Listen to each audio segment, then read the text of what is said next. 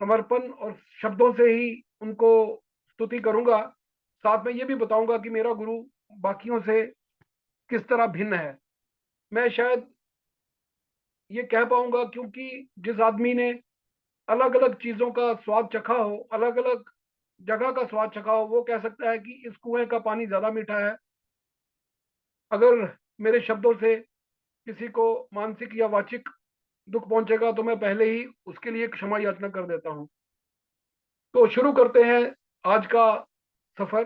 कोशिश करूंगा कि जो समय मुझे दिया गया है उसी के भीतर अपनी बात को समाप्त कर पाऊं और जो कहना चाहता हूं वो भी कह पाऊं। तो अक्सर ये कहा जाता है कि गुरु तो गुरु है, गुरु तत्व की ज्यादा महत्ता है। तो हम ये जानते हैं कि धरती सूर्य के इर्द गिर्द चक्कर लगाती है। धरती का अपना भी गुरुत्वाकर्षण है, सूर्य का अपना गुरुत्वाकर्षण है। गुरुत्वाकर्षण भी एक शक्ति है, ये पावर है। ये पावर या शक्ति गुरु तत्व है। बिल्कुल ठीक सुना आपने, ये पावर या शक्ति गुरु तत्व है। अब इसको परिलक्षित या परिभाषित कैसे करें? ये तो सब ग्रहों में है, धरती में है, मंगल में है, गुरु में है, और तो और कहें जो शेडो प्लैनेट्स है उनमें भी है, प्लूटो में है। गुरुकर्षण सब में एक होते हुए भी ये अलग क्यों है? मुझे प्लूटो की गुरुत्वाकर्षण शक्ति से क्या फर्क पड़ता है? और अगर ये देखा जाए कि गुरु तत्व सब में है तो वशिष्ठ और विश्वामित्र दोनों में भी था। तो फिर झगड़ा इतना बढ़ गया कि ब्रह्मांड का सृजन कर दिया, त्रिशंकु बन गया। अब इसी बात को आज के संदर्भ में ले आते हैं। मेरे लिए अनिल भैया के लौकिक शरीर से परे गुरु तत्व का शायद विचार भी एक कोरी और कपोल कल्पना है। ये तो ऐसे हुआ जैसे मेरी मां का रूप ना होकर मैं मातृत्व की कल्पना करूं। हो सकता है कुछ संत अध्यात्म के उस पड़ाव पर पहुंचे हों जहां तत्व और तत्व में भी अंतर हो। मैं क्षमा चाहता हूं जिन जिन गुरुओं के सानिध्य में मैं आज तक रहा। गुरु तत्व तो उन सब में विद्यमान था, फिर मैं यहाँ क्यों हूं और कैसे पहुंचा? मैं आपको अपने जीवन की एक घटना से रूबरू कराता हूं। मैं कैप्टन शहीद कैप्टन तुषार महाजन मेमोरियल ट्रस्ट का ट्रस्टी भी हूं और विभिन्न सामाजिक कार्यों से जुड़ा हूं। हम अलग अलग जगह पे जाके दूर दूर आंखों के ऑपरेशन करवाते हैं। एक 11 साल की बच्ची जो उस गांव में रहती थी, जिस गांव में शायद महीने में 2 या 3 बार एक बस जाया करती थी, उसकी रोशनी नहीं थी जन्म से ही। तो जो डॉक्टर गए थे उन्होंने ये सलाह किया कि हम इसको डिस्ट्रिक्ट हेडक्वार्टर पे ले आएंगे, उधमपुर या जम्मू, और वहां इसका ऑपरेशन करेंगे, एक ट्रायल दिया जाए। तो पीजीआई से ट्रेन डॉक्टर थे, वो वहां आए, उन्होंने उस पर ट्रायल किया और सर्जरी के बाद डॉक्टर कहने लगा कि ऑपरेशन सक्सेसफुल है, अब जब पट्टी खोलेंगे तो बात बनेगी। जब पट्टी खोली गई तो वहां डॉक्टर, नर्सेज, स्टाफ, ट्रस्ट के लोग और उसकी माँ, मौसी, नानी, दादी सभी औरतें खड़ी थी। आप हैरान हो जाएंगे कि वो बच्ची अपनी माँ को नहीं पहचान पाई। उसके लिए उसकी माँ, दादी, नानी सब एक जैसी हैं। उसने पहली बार उनको देखा। तो फिर क्या डॉक्टर ने, डॉक्टर अंकुर थे, उन्होंने कहा ऐसा है कि एक एक्सपेरिमेंट और करते हैं। सब लोग बच्ची के सिर पे हाथ रखेंगे या उसके किसी शरीर पे हाथ रखेंगे और उसको उसके नाम से बुलाएंगे। तो जैसे ही 3 औरतों ने हाथ लगाया, बच्ची ने रिजेक्ट नहीं किया। चौथी औरत जो उसकी माँ थी, जैसे ही उसने उसके सिर पे हाथ रखा और उसने उसका नाम लेके बुलाया, नीलू, वो बच्ची की आंखों में चमक आई, उसकी आंखों में आंसू आए और उस मां से लिपट गई। तो मैं ये बताना चाहता हूं कि गुरु और गुरु तत्व एक होते हुए भी मेरे लिए गुरु गुरु है। गुरु तत्व की कल्पना मैं नहीं कर सकता। मेरे लिए अगर मैंने पानी बाजार से लेके पीना है और हिमालयन कंपनी का पीना है तो हिमालयन का ही है। ये नहीं है कि कोई भी पानी किसी जगह से भी कैसे ले लूं। और अगर शक्ति की ये बात करूं, गुरु तत्व एक शक्ति है, तो कहीं ना कहीं तो उसका स्थान होगा। कहां होती है वो? उसका कोई धारक तो होगा। ये कहने के बाद मैं अपने गुरु को, जिसने मुझे एक नया जीवन दिया है, अपनी पुण्य और पावन स्तुति प्रस्तुत करता हूँ। ओम अज्ञानतिमिरान्धस्य ज्ञानांजन शलाकया चक्षुर्मिलितं येन तस्मै श्री गुरुवे नमः। जिसने ज्ञानांजन रूप शलाका से, ज्ञानांजन रूप कलम से, ज्ञानांजन रूप लेखनी से, अज्ञान रूप के अंधकार से अंधे हुए लोगों को आंखें खोली, उन गुरु को नमस्कार है। अखंड मंडलाकारम व्याप्तम येन चराचरम तत्पदम दर्शितम येन तस्मै श्री गुरुवे नमः। He is the one who has made it possible to realize him, who pervades this entire infinite universe of animate, inanimate, and other existence. I bow to the blessed Guru who is competent to bless me and all those who believe in him. अब यहाँ तक तो वो था जो मैं आज तक करता रहा, जो मैं आज तक पढ़ता रहा, जिन जिन संस्थाओं से मैं आज तक जुड़ा रहा। अब भैया से मिलने के बाद थोड़ा दूसरी लाइन पे आते हैं और एक नए स्टेशन पे चलते हैं। कुमति कीच चेला भरा, गुरु ज्ञान जल होए, जन्म जन्म का मोर्चा पल में डारे धोए। इसका अर्थ यूं समझिए कि जो शिष्य है वो कुबुद्धि रूप है और कीचड़ से भरा हुआ है। उसे धोने के लिए किसी आम जल की जरूरत नहीं है, उसे धोने के लिए गुरु का ज्ञान जल है। और गुरु का ज्ञान जल क्या करता है, उसके जन्म जन्मांतरों की बुराई एक क्षण में नष्ट कर देता है। तब गुरु ये नहीं सोचता कि इसके कितने पाप है, इसके कितने पुण्य है। मैं आज तक बहुत संस्थाओं से जुड़ा रहा जिनके ध्यान के अलग अलग पद्धतियां थी, अलग अलग तरीके थे। मुझे आप रोक दीजिएगा, जहां रुकना है मैं 2 मिनट में रुक जाऊंगा। गुरु तत्व प्रत्येक व्यक्ति के जीवन में कहीं ना कहीं किसी ना किसी रूप में व्याप्त होता है। ये लौकिक ज्ञान से लेकर ब्रह्म ज्ञान तक, जन्म से लेकर मृत्यु तक गुरु तत्व की उपस्थिति बनी रहती है। लेकिन गुरु तत्व का कोई धारक तो होता है, और जो धारक होता है उसी को मैं गुरु मानता हूं। अब बहुत सी बातें हैं, कोई सदगुरु और गुरु में भेद है, सदगुरु और सतगुरु में भेद है। अब कबीर वाणी के पृष्ठ संख्या 146 पे मूल भेद है। अगर बोध सागर में हम जाएंगे तो उसमें एक श्लोक आता है, सदगुरु मिले तो भेद लखावे। यहां सदगुरु की बात कर रहा है, बिना सदगुरु कोई भेद ना पावे। जब इसकी विवेचना करते हैं तो सदगुरु से हमारा मंशा देहधारी सदगुरु है, जो हमें सतरूपी गुरु से, सतरूपी गुरु क्या है, कुछ लोग तो उसको शब्द गुरु मानते हैं। तो भैया जी से मिलने के बाद मैं इसको शब्द गुरु नहीं मानता। मैं कहता हूं जो शब्दों से भी परे है। जैसे कुछ लोग इसको नए अक्षर बोलते हैं, या भैया से सुनने के बाद नए अक्षर हम कहते हैं, तो सदगुरु और सदगुरु में भी भेद हो गया। अब आगे चलिए, बिना सदगुरु बांचे नहीं कोई, अजर मूल को खोज ना पाए। अब यहां फिर सदगुरु की बात कर रहा है। फिर सत, आगे कबीर जी कहते हैं, सतगुरु सोई जो सतनाम बतावे, और गुरु कोई काम ना आवे। यहां सतगुरु को फिर वो सदगुरु की श्रेणी में ले आते हैं। फिर सतगुरु और संत का भेद नहीं रहता, सेवा को दोनों भले, एक संत एक राम, राम है दाता मुक्ति का। इसको तो हम सब लोग जानते हैं, राम है दाता मुक्ति का, संत जपावे नाम। अब यहां संत और सतगुरु को एक कर दिया। चलिए हम इस चक्कर में नहीं पड़ते, हम अपनी गाड़ी पे आगे चलते हैं। हम ये सोचते हैं कि गुरु का होना जरूरत क्यों है। अंग्रेजी चले जाते हैं, जो आजकल के एस्टेब्लिश साइकोलॉजिस्ट हैं, वो एक बेसिक थ्योरी की बात करते हैं, उसको 5 steps of Maslow need theory कहा जाता है। तो मास्लो ने ये कहा है कि आदमी की 5 जरूरतें हैं। पहली जरूरत है फिजिकल नीड, उसकी शारीरिक आवश्यकता, खाना पीना सोना जागना। दूसरी है सेफ्टी रिक्वायरमेंट, उसको सुरक्षा चाहिए, ये जो हम इंश्योरेंस करवाते हैं वो भी इसी कैटेगरी में आती है। तीसरी है need for love and belonging, भाई का प्यार, माता का प्यार, पिता का प्यार। चौथा आ जाता है सेल्फ रिस्पेक्ट रिक्वायरमेंट, आदमी का आत्मसम्मान। जिसके पास ये चारों चीजें होती हैं फिर उसको आत्मबोध की आकांक्षा रहती है, सेल्फ एक्चुअलाइजेशन। और यहां सदगुरु आता है। भैया ने भी अपने एक प्रवचन में ये कहा था कि जिसके पास खाने को भोजन नहीं, रहने को स्थान नहीं, उसको सेल्फ एक्चुअलाइजेशन और आत्मबोध और उस लक्ष्य की प्राप्ति में थोड़ा विलंब हो सकता है, क्योंकि उसका ध्यान उधर नहीं जाएगा, वो उधर ही उलझा रहेगा। अब गुरु क्या है, अच्छा है बुरा है, गुरु कोई अच्छा कोई बुरा नहीं होता। क्योंकि जिस गुरु ने मुझे यह बताया था कि पतंजलि सूत्र ये कहता है, पतंजलि के मुदिता, पतंजलि के ज्ञान में ये बात है, और सीधा वर्तुल बनता है, मूलाधार से लेके सहस्रार तक जाते हैं, वहां तक तो मैं भी ठीक था। लेकिन भैया तो कह रहे हैं उसके आगे चलना है हमें, और उसके आगे कौन लेके जाएगा। 3 ही बातें बताई हैं, नए अक्षर, सुमिरन और शंखनाल बंकनाल। और मेरा गुरु तो बिल्कुल अलग है। वो कभी नहीं कहता कि मैंने 21 साल 22 साल 50 साल हिमालय में खड़े रहकर तपस्या की है, मैं बर्फ में रहा हूं, मैंने बड़े बड़े आश्रम बनाए हैं। अजीब है, ये तो आज तक देखा नहीं था, कहीं सुना नहीं था। हाँ, गुरु तो अपने आप को प्रूव कर चुका है, क्योंकि हम यहाँ हैं तो इसका मतलब गुरु है। और अब हमें अपने आप को सिद्ध करना है कि हम उसके प्यार के काबिल हैं। हम कैसे बताएं हम आपको। अब ये मुश्किल है, एक पंजाबी में कहते हैं ना, एक मुश्किल है हल नहीं होती, ओदे अगे गल नहीं होती। 50 बार सोचा कि भैया से मिलेंगे, ये कहेंगे वो कहेंगे, लेकिन नहीं कह पाए। कैसे कहेंगे, वो आता ही मन में आता ही नहीं। उन राम उन्हों मेरे नाल मोहब्बत राम है राम ते अंकल। बंद कर रवि देता हूँ, अंकल, बंद करता हूँ बेटा। समय सीमा के कारण नहीं, इसीलिए।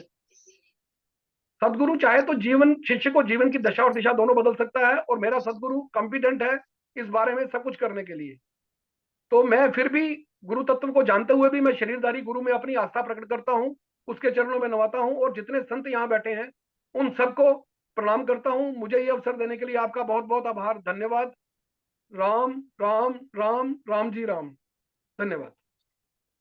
अंकल, आपके गुरु के प्रति इतने अच्छे भाव को सुन के मन ही भाव विभोर हो उठा, और आपने बहुत गुरु की जो महिमा करी है वो अकथनीय है बहुत। और पर समय सीमा है और भैया का सत्संग अब स्टार्ट करना है, तो उसी के लिए मैंने आपको रोका।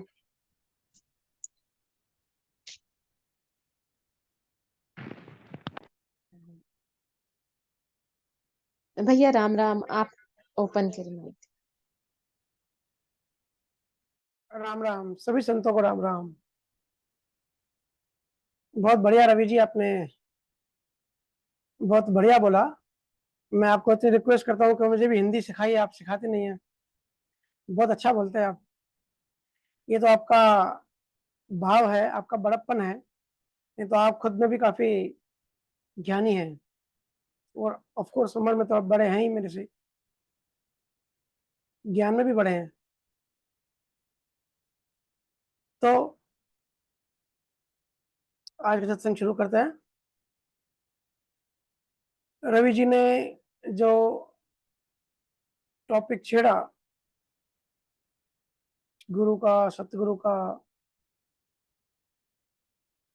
जो भक्ति मार्ग में होते हैं उनके लिए सतगुरु शब्द ही ऐसा होता है कि सतगुरु सुनते ही आंखों में आंसू आ जाते हैं। इसी को तो भक्ति कहते हैं, इसी को तो भक्ति मार्ग कहते हैं। ज्ञानी को रस तब आएगा जब कोई इंफॉर्मेशन मिलेगी। भक्त को सतगुरु सुना और भक्ति में हो जाएगा, तो अंदर जो ट्रिगर पॉइंट होती है वो ट्रिगर हो जाती है। जैसे संत रामदास थे, वो जब जाते थे, रास्ते पे चलते थे, तो किसी ने अगर उनको राम राम कह दिया, तो राम के प्रति इतने कनेक्ट हो जाते थे, इतनी उनकी श्रद्धा थी, इतना प्रेम था, वो बेहोश हो जाते थे, समाधि में चले जाते थे। बेहोश मतलब हमारी तरफ से ऐसा देखते थे कि बेहोश हो गए, बट वो समाधि में चले जाते थे। इसको कहते हैं ट्रिगर होना। कब क्या चीज ट्रिगर हो जाती है वो डिपेंड करता है कि हमारे अंदर क्या है।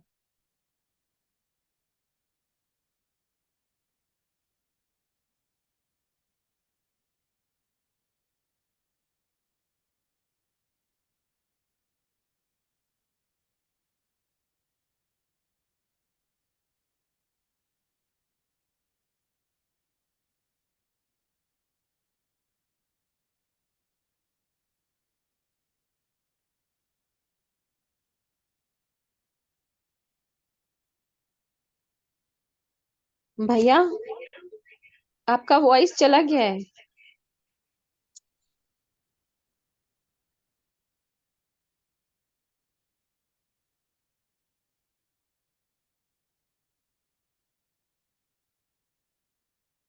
नहीं भैया, आवाज नहीं आ रही। अभी आ रही है? जी भैया। ओके, तो शुरू से ही कुछ सुना नहीं कि ये पता नहीं है, तामझाम मुझे आता नहीं है सब संभालना, कैमरा माइक वगैरह। आ रही है आवाज? जी भैया, अभी आ रही है। ओके, तो बात हो रही थी कि कैसे गुरु भक्ति में गुरु शिष्य परंपरा आज युगा से चलती आ रही है। जहां तक हमको हिस्टोरिकल फैक्ट्स पता है, ऐसे तो बहुत सारे हो गए, लेकिन हमको नहीं पता क्योंकि रिकॉर्डेड नहीं है। तो जो रिसेंटली रिकॉर्डेड है कि यमुनादास जी ने नाम दिया रामानंद जी को, रामानंद जी ने सूरदास, कबीरदास, और कबीर साहब ने आगे बहुत सारे संतों को नाम दिया। और नाम देने का मतलब वो फिर केवल ज्ञानी उनको बना दिया। गुरु क्या करते हैं, गुरु शिष्य को गुरु बना देते हैं।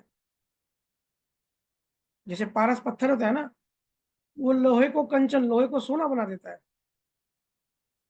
पर गुरु गुरु जो है वो लोहे को डायरेक्ट पारस पत्थर बना देता है, सोना नहीं बनाता। तो इसी गुरु मार्ग में, गुरु भक्ति के मार्ग में, इसी परंपरा में काफी सारे ज्ञानी हुए, केवल ज्ञानी हुए। उसी में एक हुए गुरु नानक जी, जिनको हम सब मानते हैं, पहचानते हैं, बड़ा प्रेम करते हैं। उनका और दूसरे केवल ज्ञानियों का जो ज्ञान है वो गुरु ग्रंथ साहिब में पूरा लिखा हुआ है, जिनको हम सब बड़ा आदर करते हैं। अभी पहले के सत्संगों में हमने बहुत बार चर्चा करी है कि मोह क्या होता है, वो कैसे काम करता है, कैसे कमजोर करता है, कैसे अटैच करता है, जन्म मरण कैसे होता है। बहुत बार इसकी हमने चर्चा करी है, और ये भी चर्चा करी है कि अंतमति सोगति, अंत में जब श्वास छूटती है उस समय हमारी सूरत जहां होती है, जिस चीज में अटैच होती है, बहुत ज्यादा पॉसिबिलिटी होती है कि हमको नेक्स्ट जन्म वहीं का मिलता है। क्योंकि इंटेंसिटी, जब हम शरीर छोड़ते हैं, जब कोई मरता है, मरते समय भाव की इंटेंसिटी बहुत ज्यादा होती है। हो सकता है कोई सडन मर जाए, तो उसने भाव नहीं किया, उसकी इंटेंसिटी इतनी नहीं होती, तो उसके संचित कर्मों में जो भंडार पहले भरा हुआ उसमें से प्रकृति सिलेक्ट करके उसको आगे का डीएनए देगी। लेकिन जिसकी स्लो डेथ होती है, तो मरते समय उसकी जो श्रुति होती है, जिस चीज में अटकी होती है, आगे का जो डीएनए है, आगे का जो शरीर है उसका, वो वैसा बनता है। हमने ये काफी बार चर्चा करी, पिछली बार भी चर्चा करी थी। और गुरु ग्रंथ साहब में मैं कुछ पढ़ रहा था, तो वैसी एक बहुत ही प्यारी सी मुझे गुरबाणी मिल गई, साखी मिल गई, तो आज मैं आपसे थोड़ी सी उसकी चर्चा करना चाहता हूँ। वाणी जी कहती है,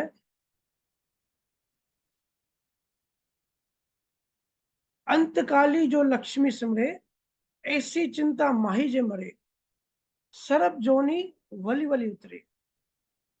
मतलब अंतकाली जो लक्ष्मी सिमरे, अंतकाल में जो लक्ष्मी मतलब पैसे को सिमरता है, पैसे को याद करता है, फाइनेंस को याद करता है कि यहाँ मेरी इतने प्रॉपर्टी थी, यहाँ इतने बैंक बैलेंस है, किसी भी एंगल से, किसी भी तरीके से उसकी स्मृति पैसे में अटक गई है, प्रॉपर्टी में अटक गई है। ऐसी चिंता माही जे मरे, इस चिंता में जो मरता है, सरब जोनी वली वली उतरे, उसको सांप की आगे की जो जोनी होती है, जो डीएनए होता है, वो सांप का मिलता है। अब पिछली बार हमने चर्चा करी तो कुछ जीवन ने पूछा कि भैया सांप ही क्यों? क्योंकि सांप जो है, आपने देखा होगा जहां भी खजाना पड़ा रहता था पहले जमाने में, वहां सांप आके बैठता था। बहुत सारी ऐसी कहानियां हैं। 40 गांव में मेरे ननियाल है, वहां भी जब मैं छोटा था तो काफी सारी ऐसी कहानी सुनता था कि जमीन के अंदर से खजाना मिला और उसके ऊपर सांप बैठा है। तो सांप जो है वो रिलेट करता है पैसे से, प्रॉपर्टी से। वो सारे गुरुओं ने ये बताया। ऐसी चिंता माही जे मरे, सर्प योनि वली वली उतरे। तो उसको सर्प मतलब सांप की जो है वो योनि उसको मिलती है। आगे कहते हैं, अरे भाई घूमे नाम मत बिसरे। ए बहन, मैं ऐसी प्रार्थना करता हूं कि नाम ना बिसरे, उसका नाम नहीं भूलना चाहिए। आगे कहते हैं,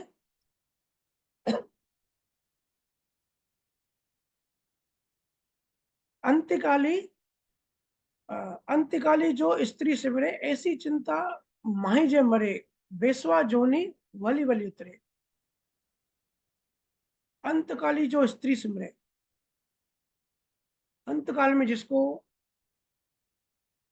स्त्री, और स्त्री यहाँ सिंबॉलिक है। स्त्री मतलब पुरुषों के लिए स्त्री, और स्त्री स्त्री के लिए पुरुष। अगर कोई बहुत ज्यादा कामुक है और उसके मन में सिर्फ इसी तरह की ख्यालात दौड़ रहे हैं, ऐसी ये जो ऊर्जा है, उस ऊर्जा से उसका मन विचलित है, उसकी श्रुति उसी में डूबी हुई है, और ऐसे समय उसकी मृत्यु हो जाती है, तो वाणी जी कहती है उसको जो है आगे का जो जन्म है वो वैश्या का मिलता है। मतलब वैश्या वो बनती है, अगर जेंट्स है या लेडीज है जो भी है, आगे का जन्म वैश्यावृत्ति में उसकी जाती है। इस बात को थोड़ा समझो। अंतकाली जो स्त्री सिमरे, अंतकाली स्त्री से मेरे मतलब, अब मेरे से बहुत सारे, ये चर्चा हमने पहले भी करी है, तो बहुत सारे जी पूछते हैं कि भैया आप तो कहते हो कि इससे प्रारब्ध कर्म है, तो अगर हम स्त्री पुरुष अगर कुछ क्रिया करते भी हैं तो वो भी तो फिर प्रारब्ध कर्म का पार्ट हुआ ना। तो गुरुओं ने वाणी में से क्यों लिखा है फिर आगे का जन्म इस तरीके से होता है? देखिए फर्क सूक्ष्म है, फर्क समझिए। जो भी शरीर से होता है वो प्रारब्ध कर्म का पार्ट होता है। ये मैं इसके लिए बार बार रिपीट करता हूँ ताकि हैमरिंग हो जाए और सब सहज हो जाए, सुनते सुनते ध्यान करते करते ये बात आपके अंदर में सेट हो जाए, फिर जब भी भारी संजोग आएगा तो आपको सहज ही ज्ञान प्रकट हो जाएगा। बाहर से जो क्रिया होती है वो लेन देन का पार्ट होता है, वो कर्मों का हिस्सा होता है जो पूरा होता है। हस्बैंड वाइफ, स्त्री पुरुष, लड़का लड़की, हिसाब किताब पूरा होता है बाहर का। लेकिन जो भी गुरु जब बात करते हैं ना, सिर्फ शरीर की बात नहीं करते, गुरु मन पे चोट करते हैं, क्योंकि मन बहुत बड़ा कॉन्सेप्ट है। मन तो आकाश की तरह है और शरीर धरती की तरह है, छोटा सा। मन बहुत बड़ा विशाल सब्जेक्ट है, उसमें बहुत सारी चीजें उसके अंदर है। शरीर जो है हमारा, जिसको जीवन समझते हैं, शारीरिक जीवन, ये उसका छोटा सा पार्ट है, क्योंकि शरीर तो यहाँ खत्म हो जाएगा, जिस श्वास से खत्म होगी। मन ट्रेवल करता है, मन यात्रा करता है। तो जो भी गुरु है, केवल ज्ञानी है, वो मन पे चोट करता है। तो बाहर की एक्टिविटी हो रही है या नहीं हो रही है, यहाँ वो बात नहीं हो रही है, वो तो कर्मों में होगा। और प्रकृति का वो जो क्रिया होती है, वो प्रकृति को अपने आप को जिंदा रखने का सिस्टम होता है। प्रकृति चाहती है कि जितने भी यूनिया है, जितने भी एनिमल्स है, वो सब बच्चे पैदा करते रहे ताकि प्रकृति जिंदा रहे। इसके लिए जो सिस्टम बना है कि प्रकृति का वजूद हमेशा कायम रहे। और प्रकृति जिंदा कैसे रखती है? रिप्रोडक्शन से। तो ये एक नेचुरल चीज है, ठीक है। लेकिन मन में कामुकता के भाव, पूरी श्रुति कामुकता में रखना। मेरे पास बच्चे आते हैं आजकल, बच्चों की हालत बहुत खराब है। वही जो उम्र होती है जहाँ वो आगे की पढ़ाई कर रहे होते हैं, बहुत इंपॉर्टेंट डॉक्टर इंजीनियरिंग कर रहे होते हैं, और वही एज होती है टीन एज जिसको हम कहते हैं, जो कि यंग होते हैं, उनका कामुकता में ध्यान ज्यादा होता है। तो डिस्ट्रैक्शन बहुत आती है एजुकेशन पे, पढ़ाई पे। अब हमने गुरु महाराज की विठल राम सभा में पढ़ा कि हमारे अंदर राम भी है, हमारे अंदर काम भी है। अगर हम संतों का संग करेंगे तो राम जागृत होता है। संतों की ज्ञान चर्चा करेंगे, संतों के साथ उठेंगे बैठेंगे, संतों की बातें करेंगे, तो राम जागृत होता है। और अगर कामुकता का संग करेंगे, कामुकता की किताबें पढ़ेंगे, लिटरेचर पढ़ेंगे, या मोबाइल में इस तरीके के वीडियोस, ऐसी चीजें देखेंगे, तो काम जागृत होगा। सब हमारे अंदर है। लेकिन जैसे मैंने कहा, ट्रिगर ट्रिगर क्या होता है, वो डिपेंड करता है कि हमारा फोकस, हमारा ध्यान कहाँ है। तो आजकल के बच्चे, मैं हमेशा सबको यही कहता हूँ कि सारा सोशल मीडिया, खास करके इंस्टाग्राम, आपके दिमाग से खेल रहे हैं। अब ऑफिशियली लीगली वो पूरा तो नहीं दिखा सकते कि आपका ध्यान सिर्फ उन्हीं चीजों में जाए, कामुकता में जाए, लेकिन इनडायरेक्टली छोटे पिक्स, इस तरीके का लिटरेचर, या इस तरीके के बेहुदा वीडियोस, जो 15-15 सेकंड के आप रील्स देखते हो, वो आपके पता नहीं पड़ता, लेकिन आपके अंदर अननेचुरल काम जागृत करता है। इसके लिए फिर काम हावी हो जाता है राम के ऊपर। हम चाहते राम को है, लेकिन काम हमारे ऊपर हावी हो जाता है। तो यहाँ वाणी जी कह रही है कि अंत समय में जिसके अंदर काम होगा, स्त्री पुरुष के विचार होंगे, वैसा भाव होगा, क्योंकि वैसा भाव किया वाला वैसे कर्म बना है, वैसे हमने डिमांड करी। तो प्रकृति क्या है, हम जो डिमांड करते हैं प्रकृति सप्लाई करती है। Demand and supply. हमने काम डिमांड किया और उसी समय हमारी मौत हो गई, तो उसकी जो भाव होते हैं बहुत इंटेंस होते हैं। तो प्रकृति उसी समय दूसरा शरीर देती है, डिजाइन जो करती है इस तरह करती है कि हमारा जो जीवन है, वो जो ये फिजिकल जीवन है, जो प्रारब्ध कर्म बनाती है, इस तरीके के बनाती है कि हमारा जीवन काम में ही खत्म हो जाता है।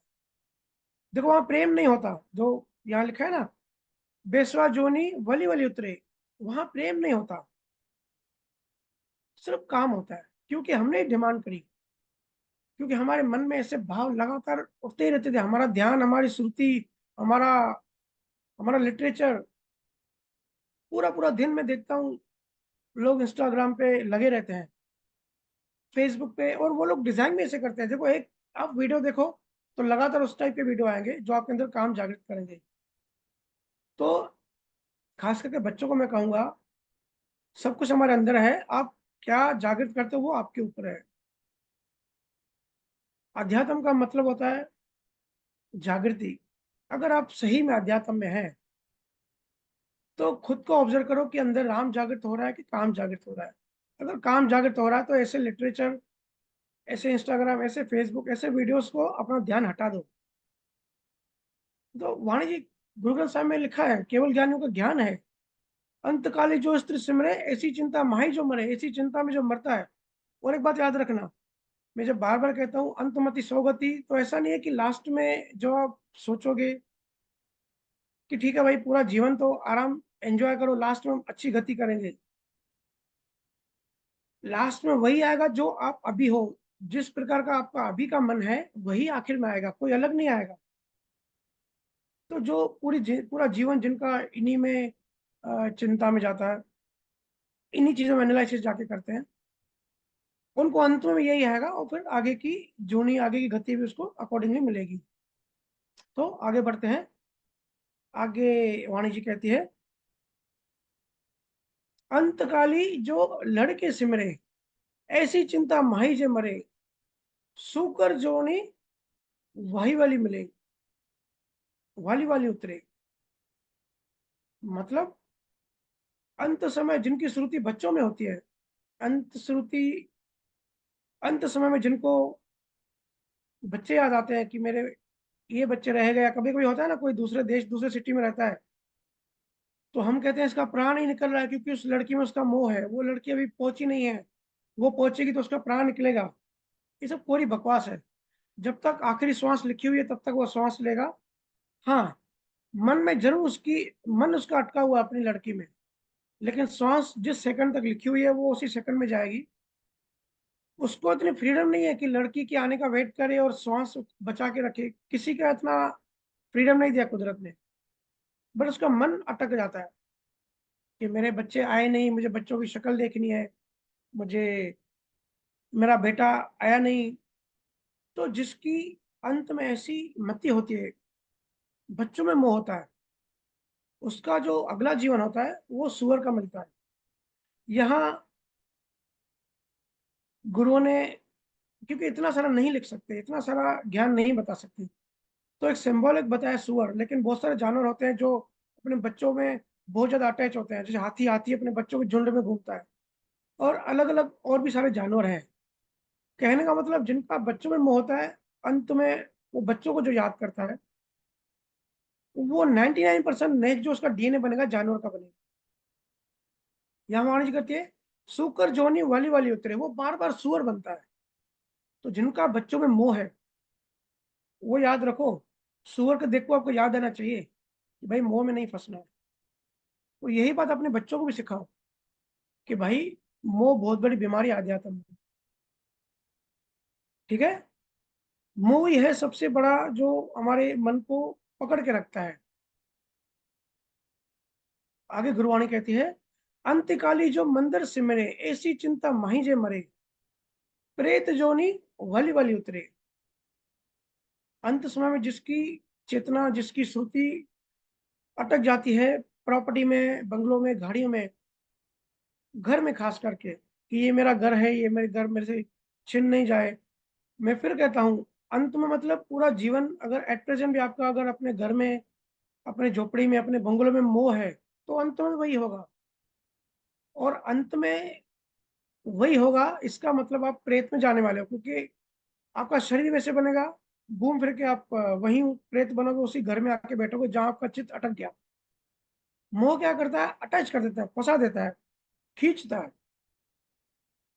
इसलिए मैं कई बार कहता हूँ, जिनके घरों में जाता हूँ और उनके जो एंसेस्टर, जो बड़े हैं, उनकी मूर्तियां खास करके पड़ी होती हैं, तो मैं ये सलाह देता हूँ कि अगर आपका मोह नहीं है तो मूर्तियों को आप घर से निकाल दो। जब तक जो जिंदा है उसको बहुत प्रेम दो, और जब कोई शरीर छोड़ के चला जाए फिर उसकी मूर्ति मत रखो। वो मूर्ति भी पृथ्वी तत्व है। अगर वो प्रेत बन के अगर आके बैठा है आपके घर में तो मूर्ति के आसपास जाके बैठ जाएगा, अपने शरीर को याद करेगा, आपको भी पीड़ा उसको भी पीड़ा। इसलिए मूर्तियां घर में मत रखो, ठीक है। आगे गुरुवाणी कहती है,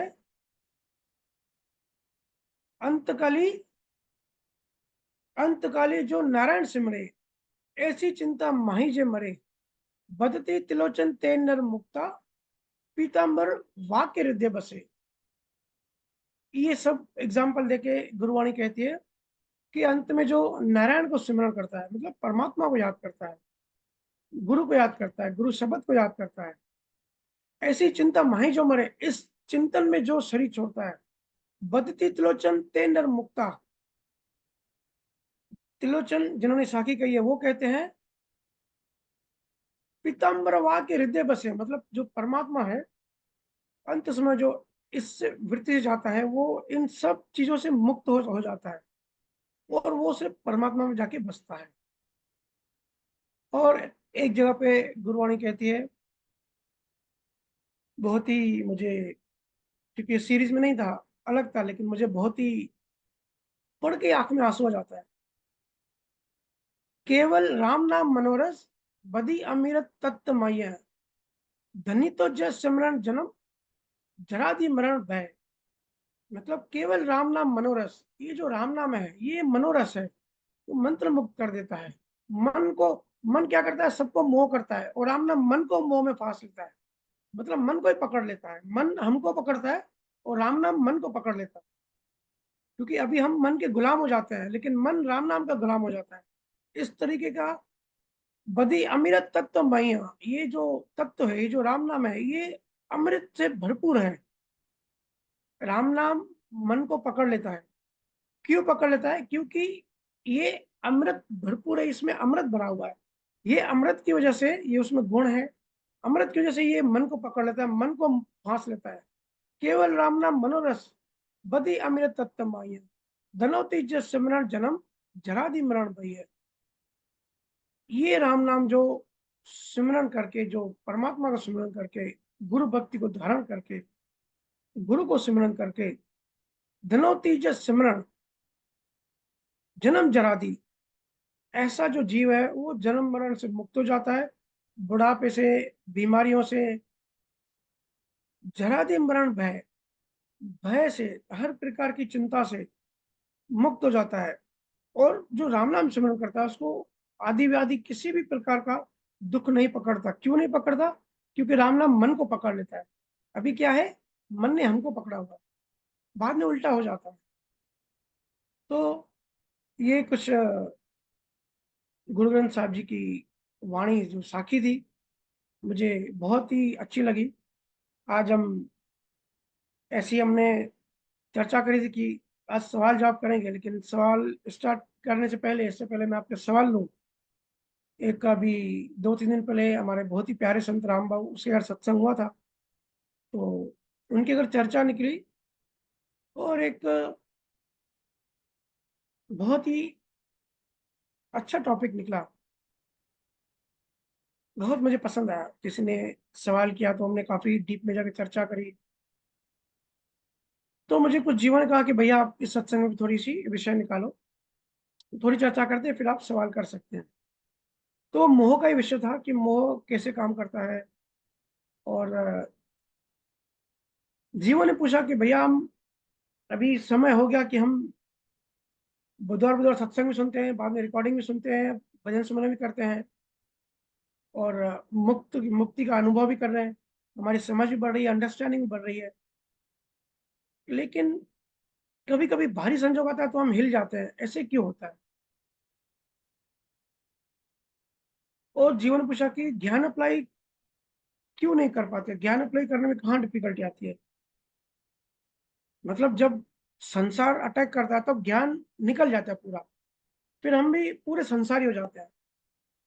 देखो ये ऐसे समझो, मैंने वहां भी एग्जांपल दिया, नल चालू करो और एक छोटे बच्चे का हाथ रखो, नल का जो प्रेशर है वो स्पीड रखो और बच्चे का हाथ रखो, तो क्या होगा? बच्चे का हाथ मूव हो जाएगा, थोड़ा सरक जाएगा, और किसी बड़े का हाथ रखो तो वो नहीं सरकेगा,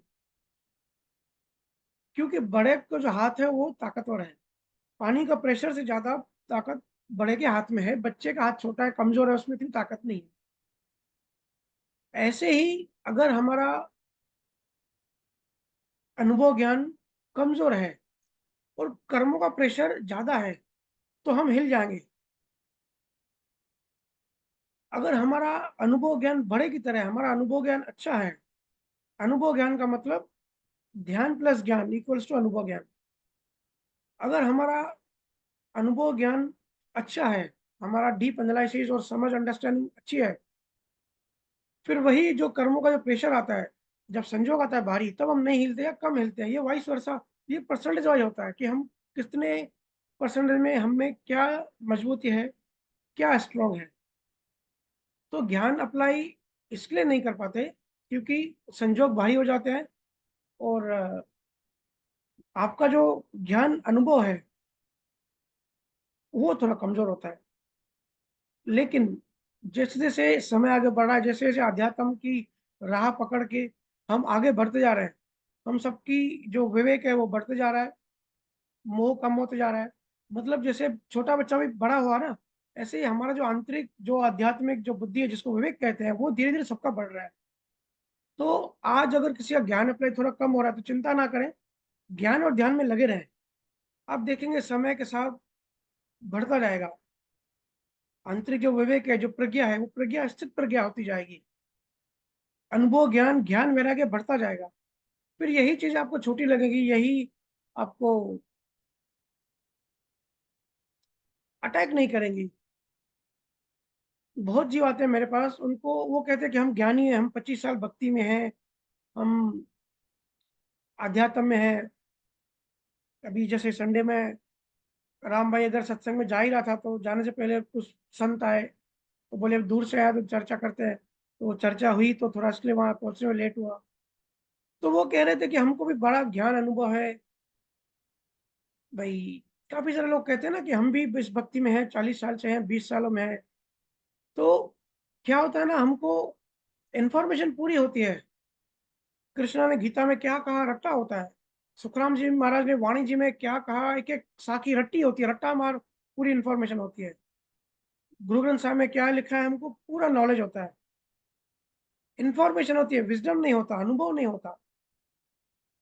और जब तक हल्के फुल्के संजोग हैं, जीवन अच्छा चल रहा है, तो ऐसा लगता है कि भाई हम ज्ञानी हैं।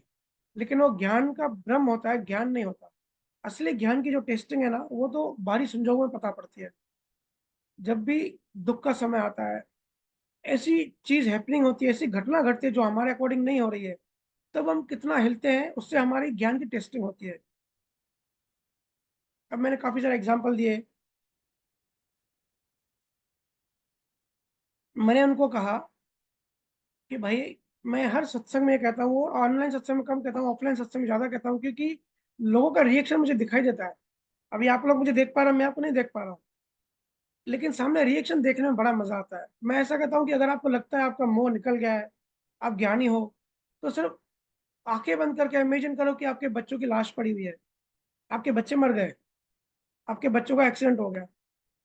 तो ऐसे लोगों को ऐसा रिएक्शन होता है, अरे भैया क्या बात करते हो, ऐसे तो हम सोच भी नहीं सकते। वो जो बंदा आया ना मेरे पास, 2 बंदे आए, वो बोले कि हम ज्ञानी हैं, लेकिन जब मैंने ये बात कही कि अपने बच्चों को मरा हुआ, अपने बच्चों की लाश देखो, बॉडी देखो, तो वो भी हिल गए। मैं बड़ा मतलब अंदर में अभी भी मोह है। ये ज्ञान की टेस्टिंग है। बोले भैया आपने हमारा ज्ञान का भ्रम उतार दिया, अभी भी मतलब अंदर से कमजोर हैं। मैंने कहा अगर सच में आपके बच्चे मर गए तो आपकी हालत खराब हो जाएगी। मतलब अटैचमेंट है अंदर से, अभी भी ज्ञान अंदर नहीं गया, इंफॉर्मेशन रूप में है, मेमोरी में है, ब्रेन में है। अंदर जहाँ चेतना है, चेतना में ये ज्ञान अंकित नहीं हुआ, और ज्ञान हमको चेतना में अंकित करना है। मैं भी आपको ग्रंथ रट्टा मार के सब करा दूं, लेकिन केवल ज्ञानियों की आज्ञा होती है कि ज्ञान को चेतना में डालो, ब्रेन में नहीं। ऐसे ही ऐसे अपने आप की टेस्टिंग करो, या बच्चों की नहीं, आप पति पत्नी में मोह है, प्रेम है, अपने माँ बाप में जिस भी चीज में आपका मोह है ना, उसको मरा हुआ देखो, उसको खत्म हुआ देखो। अगर अंदर से आपको डर नहीं लग रहा, अंदर से घबराहट नहीं हुई, मतलब आप अच्छी लेवल पर हो। घबराहट हो रही है, फिर अभी आपको थोड़ा काम करने की जरूरत है। कई बार मैं मेरी वाइफ महक को छेड़ता रहता हूँ, बैठे बैठे कभी अच्छे मूड में होते हैं तो मैं, या कभी न्यूज़ देखता हूँ कि अफगानिस्तान में बम ब्लास्ट हुआ, इसराइल इसराइल और इसमें लड़ाई हो रही है, फिलिस्तीन में, रशिया यूक्रेन में बहुत सारे बच्चे मर गए। तो मैं कह देता हूँ महक को कि हमारा बच्चा मर जाए तो, या ऐसे सोच हमारा बच्चा मर गया, रोनी मर गया, तो ऐसे एकदम से उसकी आंखों में आंसू आ जाते हैं।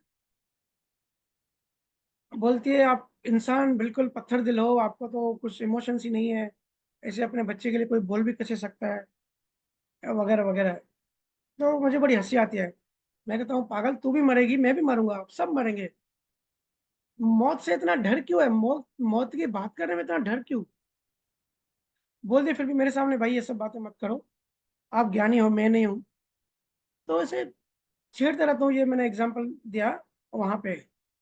या मेरे परिवार में भी मैं अगर अपना बताऊं थोड़ा पर्सनल एक्सपीरियंस, मेरे 4 चाचा हैं। अब हमारे फैमिली में पता नहीं क्यों ऐसे है कि, अब आपको हंसी आएगी बट अभी टॉपिक निकला तो मैं जस्ट शेयर कर रहा हूँ। 25 साल से हमारे परिवार में किसी की मौत नहीं हुई। तो मैं अभी जब हम बैठते हैं परिवार वाले बातें करने, तो कहता हूँ कि भाई आप लोग क्या खा के पैदा हुए हो, या क्या पाकिस्तानी खाना खा के आए हो, क्या सच्चा घी खाते हो? किसी की विकेट ही नहीं गिर रही है भाई।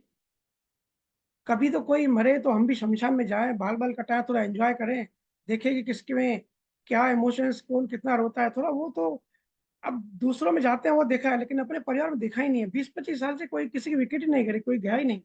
और सत्संग वो सुनेंगे तो मेरे ऊपर चलाएंगे।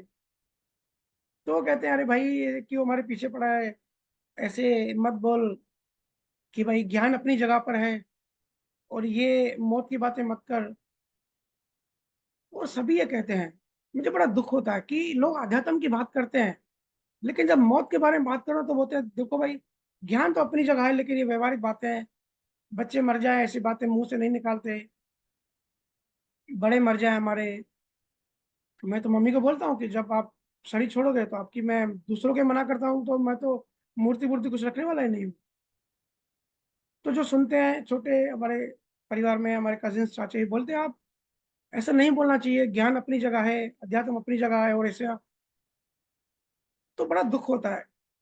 अगर अज्ञानी ऐसे बोले ना तो ठीक है, लेकिन जो 20-25 साल 30 साल से मैं देख रहा हूँ अध्यात्म में है, या मेरे पास जो चर्चा करने आते हैं, भैया ज्ञान की बात, हर बात अप्लाई नहीं होती, ज्ञान साइड होता है। अरे ज्ञान साइड कैसे होता है? अध्यात्म साइड में कैसे हो गया?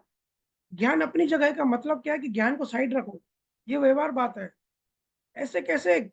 ये बहुत सस्ता अध्यात्म है कि जहां अध्यात्म की जरूरत पड़ी वहां आध्यात्मिक बातें करो, और जहां व्यवहार की बात आ गई वहां ज्ञान को साइड में रखो, व्यवहारिक बात करो, अध्यात्म की बात करो। ऐसा नहीं होता। बड़ा सस्ता अध्यात्म है। अगर ऐसा अध्यात्म है तो वो अध्यात्म है ही नहीं। फांस है वो काल की, वो संसार ही है, ऐसा अध्यात्म है ही नहीं। अगर जहाँ मौत की बात ना हो, जहाँ पति पत्नी एक दूसरे को मौत के बाद क्या करेंगे, बॉडी का कौन सा पार्ट हम धारण करेंगे मरने के बाद, जब तू शरीर छोड़ेगा तो अगर मैं पहले गया तो तू क्या करे, अगर तू पहले गया तो मैं क्या करूंगा, जहां इस तरीके की बातें नहीं हो रही तो अध्यात्म कहाँ हुआ हो? क्योंकि मौत सच्चाई है। कोई भी किसी भी धर्म में है, किसी पंथ में है, किसी भी दुनिया में कहीं भी रहता भाई ये बात तो मानता है ना कि मौत सबकी होगी। तो जो फैक्ट है उसकी कोई बात ही नहीं करता। मुझे रोका जाता है कि ये सब बातें मत करो, पत्थर दिल मत बनो। पत्थर दिल की बात नहीं है, यहाँ ज्ञान की टेस्टिंग होती है। हर जगह जैसे होती है, बड़े बड़े गुरु बड़ी स्टेज पे बड़े सत्संग करते हैं, लेकिन जब अपने परिवार में अपने प्रेमी की जब मौत की बात आती है तो वो भी हिल जाते हैं। बोलते हैं संसार बड़ा डिफिकल्ट है, ज्ञान तो अपनी जगह है, लेकिन ये चीज संभल ही नहीं जा रही है। ऐसा सस्ते अध्यात्म में मत पड़ो, बिल्कुल दूर हो जाओ। ये तो ऐसा है कि पूरे संसार ही हो, लेकिन दुनिया को दिखाने के लिए अध्यात्म का ऊपर से चोला पहना हुआ है, एक नकली अध्यात्म का वस्त्र पहना हुआ है, और अपने आप को, वो भी अपने आप को सांत्वना देने के लिए कि भाई देखो ऐसा नहीं है कि मैं पूरा व्यवहारिक हूँ, पूरा संसारी हूँ, दुकान पे बैठता हूँ 12-1-2 बजे तक रात को दुकान संभालता हूँ, लेकिन मैं अध्यात्म में भी हूँ। वो अपने आप को धोखा देना है, अपने अहंकार को बढ़ाना है कि देखो भाई, मैं पूजा पाठ भी करता हूँ, मंदिर भी जाता हूँ, ध्यान भजन भी करता हूँ, सत्संग सुनता हूँ, मैं ये भी करता हूँ। संसारी, अगर कोई संसारी है और ऐसी बातें करता है और अंदर से मोह भी नहीं निकल रहा है, तो ये खुद को धोखा देना होगा। या तो फिर इससे अच्छा पूरे का पूरे संसारी बन जाओ, या पूरे आध्यात्मिक बन जाओ। ये झूठा वस्त्र मत पहनो कि भाई संसार तो एंजॉय करेंगे। संसार जो व्यवहार है, आध्यात्म प्रकाश है, आध्यात्मिक जो है ना, अध्यात्म रोशनी होती है, प्रकृति, संसार मतलब अंधेरा। बिना प्रकाश के, बिना अध्यात्म के संसार आपका वैसे भी नरकी है, वैसे भी अज्ञान है। देखो, अज्ञानवश किया हुए सारे फैसले, अज्ञान जो अज्ञानी होते हैं उनका अहंकार बहुत हाई होता है, उनको थोड़ी सी भी कुछ फेंक दो उनके ऊपर, उनको चोट लग जाती है। यहाँ बड़े बड़े गुरुओं को चोट लग जाती है। एक स्टेज पे अगर 4-5 गुरु बैठे हैं तो उनमें भी अहंकार की लड़ाई जो होती है। अगर किसी गुरु के लिए कोई कुर्सी नहीं बची, उसको नीचे बैठना पड़े, और 4 गुरु को कुर्सी दी, तो उस गुरु को दिल में हर्ट हो जाएगा, अरे देखो दूसरों को ऊपर बैठाया, मुझे नीचे बैठाया। तो उससे अच्छा आप संसारी हो जाओ, ये नकली चोला मत पहनो। ये झूठा धोखा आप दूसरों को नहीं दे रहे हो, खुद को ही दे रहे हो। ज्ञानी इंसान अंदर से होता है, बाहर से अभी वो समय गया कि हिमालय में जाते थे, लाल वस्त्र कपड़े पहन के ध्यान मुद्रा में बैठ जाते थे और कहते थे संसार अलग है और हम सन्यासी अलग हैं। वो समय गया, अभी कलयुग है, समय कम है। संसार में रह के ही संसारी कपड़े पहन के, बाहर से कुछ भी कपड़े पहन लो, बाहर से कैसे भी रहो, उससे कोई मतलब नहीं है। बाहर से कोई भी क्रिया करो, वो तो प्रारब्ध कर्म के अधीन है। असली बात अंदर की है, अंदर का अहंकार मिटा कि नहीं, अंदर का मोह खत्म हुआ कि नहीं, अंदर संस्कार, अंदर बीज, अंदर की वृत्तियां हमारी कैसी हैं, वो खत्म हो रही है कि नहीं हो रही है। अगर नहीं हो रही है, किसी भी हम गुरु ज्ञान में है और अंदर का मोह नहीं जा रहा है, तो धोखे वाली बात है। फिर जागृत हो जाओ, क्योंकि अंतमति सोगति। आज अगर आप तैयार नहीं हो, अगर आज मोह से मुक्त नहीं हो, तो अंत समय में नहीं होगे। तो गुरुवाणी ने बता रही है कि सुअर बनोगे, प्रेत बनोगे, वेश्या बनोगे, ऐसे ऐसे भटकोगे। तो मौत जो है वो सच्चाई है। मौत को याद रखो हमेशा, कुछ भी काम करो, सिर्फ मौत याद रखो। मौत याद आ जाएगी तो जागृति बढ़ जाएगी, जागृति जब बढ़ेगी तब ऐसा डिसीजन, ऐसे भाव, ऐसे वृत्तियां सर नहीं उठाएंगी। जागृति का मतलब रोशनी। और ये जो वृत्तियां है ना हमारे अनकॉन्शियस माइंड में चलती रहती हैं, ये है अ, अंधेरा। जिसे चोर देखता है कि घर में अंधेरा है तो एंट्री मारता है चोरी करने के लिए, कि घर के मालिक सो रहे हैं, प्रकाश नहीं है, रोशनी नहीं, अंधेरा है, तो अंदर जाते हैं। अगर देखता है कि अंधेरा है, बिल्कुल मालिक सोया है, बेहोश है, थोड़ा भी प्रकाश नहीं है, तो चोर हिम्मत करता है अंदर जाने की। ऐसे ही जब हमारे अंदर प्रकाश नहीं होता, ज्ञान नहीं होता, तो ये जो अनकॉन्शियस जो अंधेरा है, वहां से वृत्तियां आती हैं, वो चोर अटैक करते हैं, फिर ऐसे भाव बनते हैं। हम कई बार चर्चा करते हैं कि कर्म कैसे बनते हैं, भाव से बनते हैं। लेकिन भाव कैसे बनता है, वृत्तियों से। ये टेंडेंसी होती है। वृत्तियां कैसे बनती है, विजन से। विजन कैसे बनता है, उसके पीछे संस्कार होते हैं। संस्कार कैसे बनते हैं, अज्ञान से। ये पूरी लाइन होती है। तो इस लाइन से जैसे जैसे हम पीछे हटते जाएंगे, वैसे वैसे हमको पता पड़ता जाएगा। और जैसे ही जागृति बढ़ेगी ध्यान और ज्ञान से, तो ये जो हमारी वृत्तियां हैं ये डिलीट होती जाएंगी। पहले तो जो अंदर है वो ध्यान से डिलीट हो जाएंगी, और नई वृत्तियां अटैक नहीं करेंगी, क्योंकि जागृति बढ़ रही है, ज्ञान अनुभव बढ़ रहा है। तो वैसे झूठे अध्यात्म में मत फंसिए, सच को पकड़िए। या तो अध्यात्म में है तो अच्छे से पकड़िए, आपकी आंखों में दिखना चाहिए अध्यात्म, आपके आसपास वाले को आपसे अध्यात्म की खुशबू आनी चाहिए। लोग कहते हैं कि भैया जीवन बदल गया, या अगर बहुत लोग कहते हैं कि भैया लोग अब घर वाले में पागल समझते हैं। अरे भाई पागल, क्योंकि वो दूसरा डायमेंशन है पागलों का। आप मेंटल हॉस्पिटल जाओ, मैं जाता ही रहता हूँ, वहां जो पागल है ना वो दुनियादारों को पागल समझते हैं, वो डॉक्टर को भी पागल समझते हैं और हंसते हैं डॉक्टर को पागल समझ के। ऐसे ही संसारियों की, संसारिक ज्ञानियों को पागल समझते हैं, लेकिन ज्ञानियों की दृष्टि में संसार पूरा मुर्दागर है, संसार पागल है। और ज्ञानियों में और पागलों में बहुत थोड़ा डिफरेंस होता है। तो आप परवाह मत करिए, अपने ज्ञान अनुभव पे स्थिर रहिए। ज्ञान अनुभव, ज्ञान ही आपकी अथॉरिटी है। कोई भी दूसरा गुरु, कोई भी बाहर का ग्रंथ, बाहर का ज्ञान आपकी अथॉरिटी नहीं बन सकता। आपका खुद का अनुभव ही अथॉरिटी बनेगा। ठीक है, तो अभी समय है, अभी सवाल जवाब लेते हैं। अगर किसी का कोई सवाल हो तो यहाँ लाइव ले सकते हैं।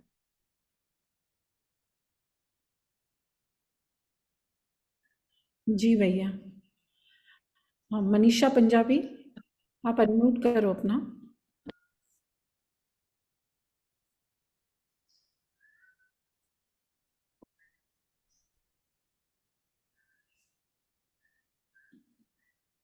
मनीषा।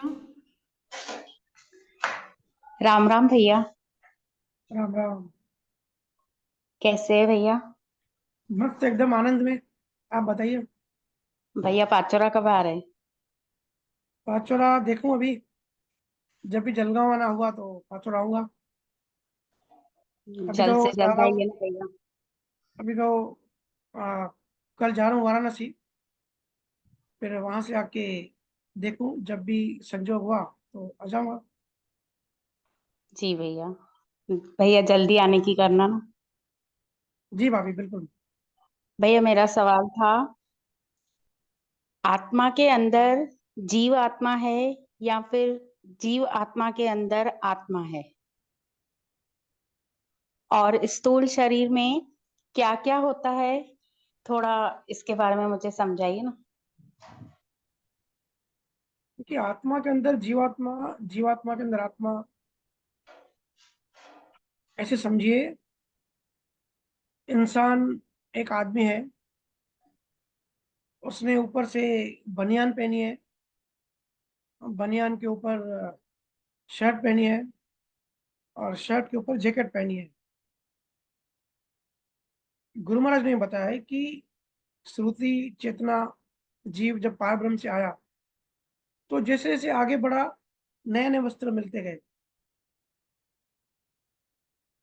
तो जो आत्मा है, आत्मा के ऊपर अभी हमने कई बार चर्चा करी है कि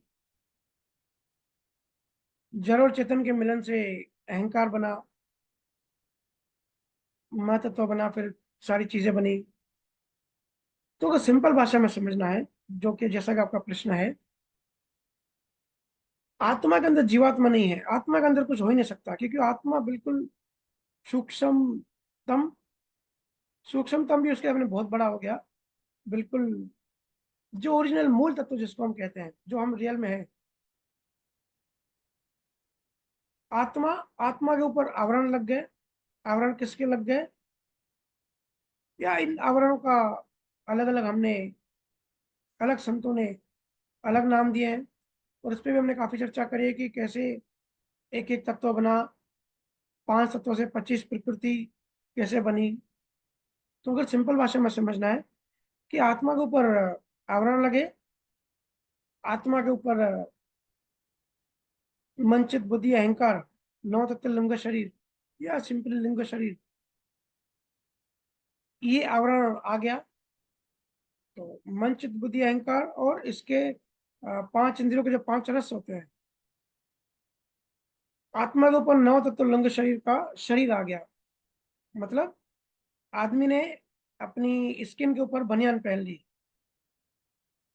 फिर जीवात्मा को सुख भोगने के लिए बायोलॉजिकल शरीर चाहिए, शरीर चाहिए, क्योंकि आत्मा कोई एक्टिविटी नहीं करती, आत्मा निस्तरंग होती है।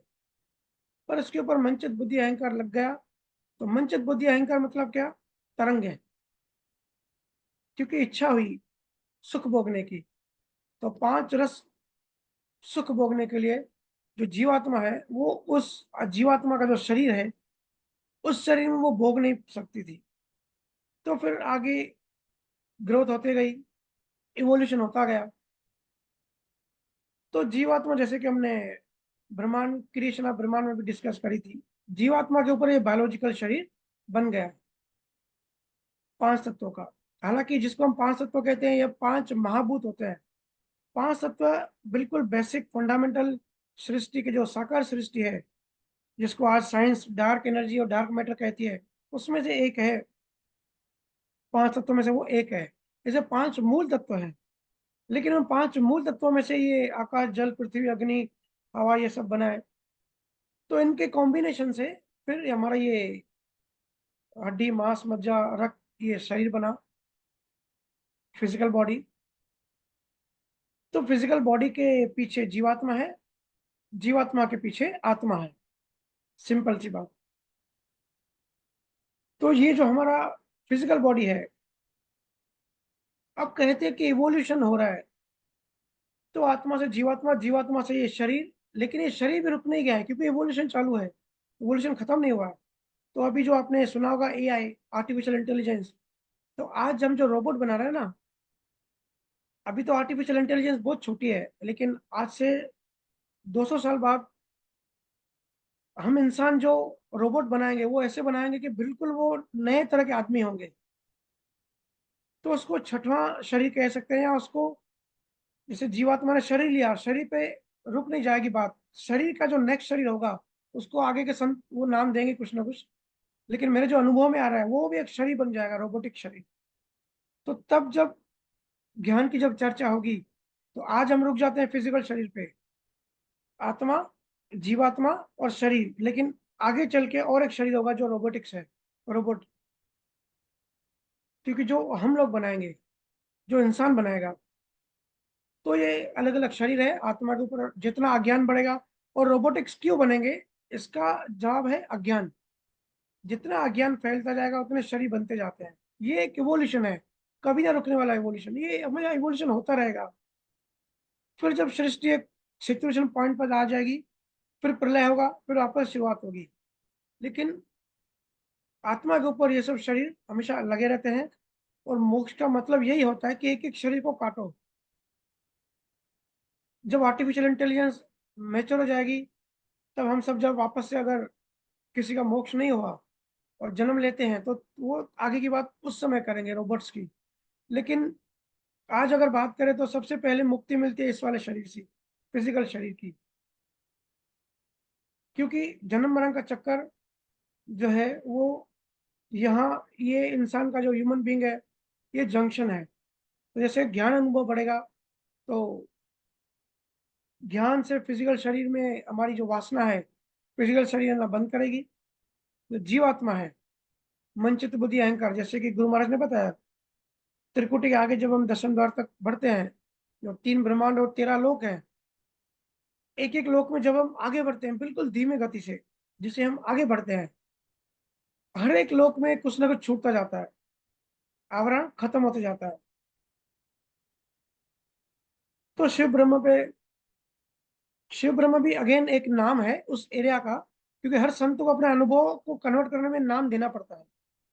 तो शिव ब्रह्म की लोकेशन पे जब जीवात्मा पहुंचती है, तब जीवात्मा, जो आत्मा के ऊपर जीवात्मा का शरीर है, जो मन, चित्त, बुद्धि, अहंकार है, वो कट जाता है, वो रह जाता है। उसके पीछे भी गुरु महाराज ने डिटेल बताई है। उसके बाद जो श्रुति काया है वो चलती है, फिर दिव्य काया चलती है। लेकिन मोटा मोटी सिंपल भाषा में ये समझिए कि जो जीवात्मा है उसका शरीर वहां छूट जाता है, आगे चेतना चलती है, फिर दशम द्वार के बाद उस बॉर्डर के उस लाइन, वो चेतना परमात्मा मिलके एक हो जाती है। तो जीवात्मा के अंदर, इस शरीर के पीछे पीछे जो है ये सारी चीजें हैं, और आत्मा के ऊपर ऐसे आवरण बन गए, और हमको रिवर्स डायरेक्शन में जाना है। गुरु महाराज बार बार कहते हैं ना कि उल्ट चढ़ी घात, कि जो उल्टा जाए, मतलब जो रिवर्स जाए। अभी हम चेतना से शरीर में आ गए, अभी वापस जाना है अपने असली घर। तो कैसे जाना है? सबसे पहले ओरिजिनल हम क्या है, अगर अपने आप को देखना है। बच्चा पैदा होता है, जब तक बच्चे को बुद्धि आती है तो बहुत सारे कपड़े होते हैं उसके शरीर पे। तो समझो ऐसा कोई आइलैंड हो जहाँ कपड़े उतारते नहीं हो, तो बच्चे को अपना शरीर दिखेगा ही नहीं। तो बच्चे को शरीर दिखाना तो क्या करना पड़ेगा, जो ऊपर का जैकेट है वो हटाना पड़ेगा, फिर ऊपर की शर्ट हटानी पड़ेगी, फिर बनियान हटानी पड़ेगी। तो वो जो ओरिजिनल स्किन है वो है उसका ओरिजिनल मूल। ऐसे ही वहां तक पहुंचने के लिए ये एक एक आवरण हमको उतारना पड़ता है। जैसे जैसे ज्ञान अनुभव में आगे बढ़ते हैं, जैसे भजन सिमरन ध्यान में हम एक एक स्थान पार करके त्रिकुटी के आगे 13 लोगों को क्रॉस करके दसम द्वार के ऊपर पहुंचते हैं। तो ये वही विधि है कि आत्मा के ऊपर आवरण आ गए और आवरण को काट के हम वापस रिवर्स में गए। ठीक है जी। आपने पूछा कि फिजिकल शरीर कैसे बनता है, तो उसमें बहुत सारी चीजें होती है। 5 तत्वों के 25 प्रकृति होती है। इसके अंदर जैसे मन चित बुद्धि अहंकार कहा, इसका अपना अपना रोल होता है, अपना अपना अपना इसमें डिपार्टमेंट होता है। जैसे जो भी मेमोरीज है, जो भी हम इंफॉर्मेशन लेते हैं, जो भी देखते हैं, सोचते हैं, बातें करते हैं, मेमोराइज करते हैं, वो हमारे चित्त में जाके सेव हो जाती है। मन मन के अंदर थॉट्स आते हैं। बुद्धि लॉजिकल, जो कॉन्शियस माइंड है, वो अच्छे बुरे का डिसीजन लेती है कि अच्छा क्या है बुरा होता है। अहंकार जो है, अहंकार फंडामेंटल बेस है इन तीनों का, उसी पे ये तीनों खड़े होते हैं। तो जब अहंकार और चित्त मिल जाते हैं, कंबाइन होते हैं, तो चित्त में मेमोरीज बहुत सारी आ जाती हैं। ऐसे लोग डिप्रेशन में जाते हैं। जिसका अहंकार बुद्धि के साथ मिल जाता है, वो बहुत ज्यादा बुद्धिजीवी, बहुत ज्यादा इंटेलिजेंट, लेकिन बहुत ज्यादा अहंकारी कहते हैं ना, ये बहुत ज्यादा अहंकारी है। तो उसकी बुद्धि और अहंकार कंबाइन हो गए। ऐसे कभी चित्त और मन कंबाइन होते हैं, कभी अहंकार और बुद्धि कंबाइन होती है। ऐसे चारों में कॉम्बिनेशन चलता रहता है। किसी किसी का तो चारों एक ही होते हैं, तो बिल्कुल अद्भुत अज्ञानी होता है। और किसी किसी का, जैसे कि संत होते हैं, जैसे ज्ञानी होते हैं, इन चारों से इनका छुटकारा हो जाता है। उनके अंदर मन नहीं होता, मतलब विचार नहीं होते, चित्त नहीं होता, वो कुछ सेव नहीं करते हैं। देखो संतों को क्यों कहते हैं कि बच्चों की तरह होते हैं। संतों को आप गाली दो, उनको कुछ फर्क नहीं पड़ेगा, क्योंकि मेमोरी है ही नहीं, सेव नहीं हुआ। संतों के अंदर बुद्धि नहीं होती। अभी जो मैंने कहा कि संतों को लोग पागल क्यों कहते हैं, क्योंकि संत बिंदास होते हैं, वो कहीं कुछ भी करते हैं, किसी को परवाह नहीं करते। बुद्धि जो होती है ना, वो लॉजिक को परवाह करती है। बुद्धि सोचती है कि भाई हमारी इमेज अच्छी होनी चाहिए, बच्चों की तरह हंसो मत। मुझे लोग कहते हैं कि भैया आप स्टेटस नहीं लगाया करो। लोग आपका इतनी बड़ी कंपनी में आप इतनी बड़ी पोस्ट पर हो और बच्चों की तरह आप ये स्टेटस लगाते हो। मेरे कस्टमर भी कहते हैं, मेरे जो क्लाइंट हैं वो भी कहते हैं कभी कभी, क्या फर्क पड़ता है, मैं मेरे दिल में आया मैंने लगा दिया। वो लगाने से पहले कोई सोचता थोड़ी है, कोई सोच समझ कर थोड़ी लगाता है। अगर सोचो समझो तो वो तो फिर धोखा हो गया। जैसे मस्ती में जो जब आए वो करो, क्यों डरते हो। क्या इमेज, क्या इमेज, क्या आप लेके जाने वाले हो। सिर्फ ज्ञान लेके जाने वाले हो, सिर्फ ज्ञान पे एनालिसिस करो, ज्ञान पे फोकस करो। बाकी मस्त रहो। संत तो मस्त क्यों होते हैं, संत के अंदर बुद्धि नहीं होती, लॉजिक वो लगाते ही नहीं है, और अहंकार भी नहीं होता। मेरी मान बढ़ाई हो, मेरे को वीआईपी ट्रीटमेंट मिले, मुझे बड़ी स्टेज पे बिठाओ, संतों के अंदर अहंकार नहीं होता। मैं असली संतों की बात कर रहा हूँ। तो वो जो है अपनी चेतना से जीते हैं, अपनी चेतना में होते हैं, मुक्ति की बात करते हैं, और खुद भी मुक्त रहते हैं, दूसरों को भी मुक्त करते हैं। मुक्त पाना है, मुक्त होना है किससे, मन चित्त बुद्धि अहंकार से। ठीक है। और जो आप ज्ञान और ध्यान के मार्ग में हो, आप सुमिरन भजन कर रहे हो, तो आप उस रास्ते पर चल ही रहे हो। किसी की स्पीड ज्यादा है, किसी की स्पीड कम है, अपने अपने संजोग, अपनी अपनी रुचि पे डिपेंड करता है। बट चलना सबने शुरू कर दिया। मुझे बड़ी खुशी होती है ये देख के कि चलना सबने शुरू किया, यात्रा सबकी शुरू हो चुकी है। इस यात्रा में बने रहिए। विवेक प्रज्ञा इतनी बढ़ जाएगी कि आप डिफरेंशिएट कर पाओगे। अभी आप मुझसे सवाल कर रहे हो, लेकिन मेरी बड़ी इच्छा है कि हम सब इंडिपेंडेंट हो जाए, हमको खुद ही सब सवालों का समाधान हो जाए, खुद के अनुभव से, खुद के ज्ञान से। आपके अंदर सवाल पैदा होता और समाधान भी खुद ही आ जाएगा, और एक स्टेट पे सवाल ही खत्म हो जाएंगे। सवालों के अलग अलग डायमेंशन होते हैं, अगर आपने सारे डायमेंशन पार कर लिए तो सवाल ही खत्म हो जाएंगे, समाधान हो जाएगा। परम समाधान को ही परम समाधि कहते हैं। फिर सहज समाधि। सहज समाधि का मतलब होता है कि मन चित्त बुद्धि अहंकार मर गया, अंदर जीवात्मा खत्म हो गई, सिर्फ बाहर का फिजिकल शरीर बचा है। वो संतों का आखिरी जन्म होता है। ठीक है जी। नेक्स्ट सवाल। भैया फिर स्थूल शरीर में क्या क्या होता है? स्थूल शरीर जो है 5 तत्वों में का कॉम्बिनेशन होते होते 5 तत्वों की 25 प्रकृतियां होती है। रस गंध जो ये मैंने बताया, जैसे पानी तत्व होता है, जल होता है, तो जो भी हमारा अंदर यूरिन है, अंदर ब्लड है, ये सब पानी जल तत्वों से बनते हैं। ऐसे ही हड्डी, मस्ती, मज्जा, ये जो भी होता है पृथ्वी तत्व से बनता है। ऐसे 5 तत्वों की 25 प्रकृतियां होती है। हमारे अंदर 10 प्राण होते हैं। हमारे अंदर और भी कई सारे चीजें होती हैं जो कि जिसको केमिकल एलिमेंट्स कहते हैं। अलग अलग हार्मोन्स होते हैं। ब्रेन होता है, ब्रेन का सॉफ्टवेयर होता है जहाँ थॉट प्रोसेस चलता है, जिसको हम भाषा में मन ही कहते हैं, लेकिन वो शरीर का मन होता है, ब्रेन का थॉट प्रोसेस होता है। प्राणवायु होती है, और भी कई तरह की ऊर्जाएं होती है। इलेक्ट्रिक ऊर्जा होती है। सूक्ष्म शरीर को ही लोग इलेक्ट्रिक बॉडी कहते हैं, लेकिन वो अलग होता है। सूक्ष्म शरीर माने जीवात्मा, और जो इलेक्ट्रिक बॉडी होती है वो हमारा जो शरीर है उसकी जो गतिविधियां, जैसे ब्लड सर्कुलेशन करता है, तो वो इलेक्ट्रिसिटी जो हमारे शरीर में इलेक्ट्रिसिटी है ना, वो गतिविधियां चलाते हैं, हमारा ब्लड सर्कुलेट करता है। और हमारी जो इन्फॉर्मेशन है, जैसे आंखों से कुछ देखा तो वो इलेक्ट्रिक सिग्नल के थ्रू हमारे ब्रेन में पहुंचता है, और बाहरी जो स्थूल मन है वहाँ ये इन्फॉर्मेशन पहुंचती है। हमारे अंदर 72 लाख नाड़ियां होती है, लेकिन वो नाड़ियां भी सूक्ष्म शरीर में होती है। मन, चित्त, बुद्धि, अहंकार का वो पार्ट होता है। कॉन्शियस, सबकॉन्शियस, अनकॉन्शियस माइंड मन का पार्ट होता है। बायोलॉजिकल जो शरीर होता है वो स्थूल तत्वों का होता है, और स्थूल तत्वों से स्थूल शरीर बनता है। ठीक है जी।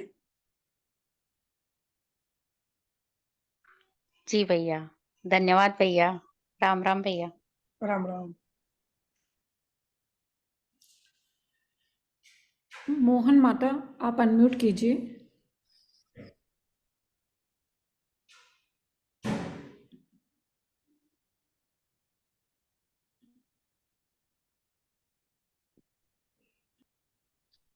राम राम भैया।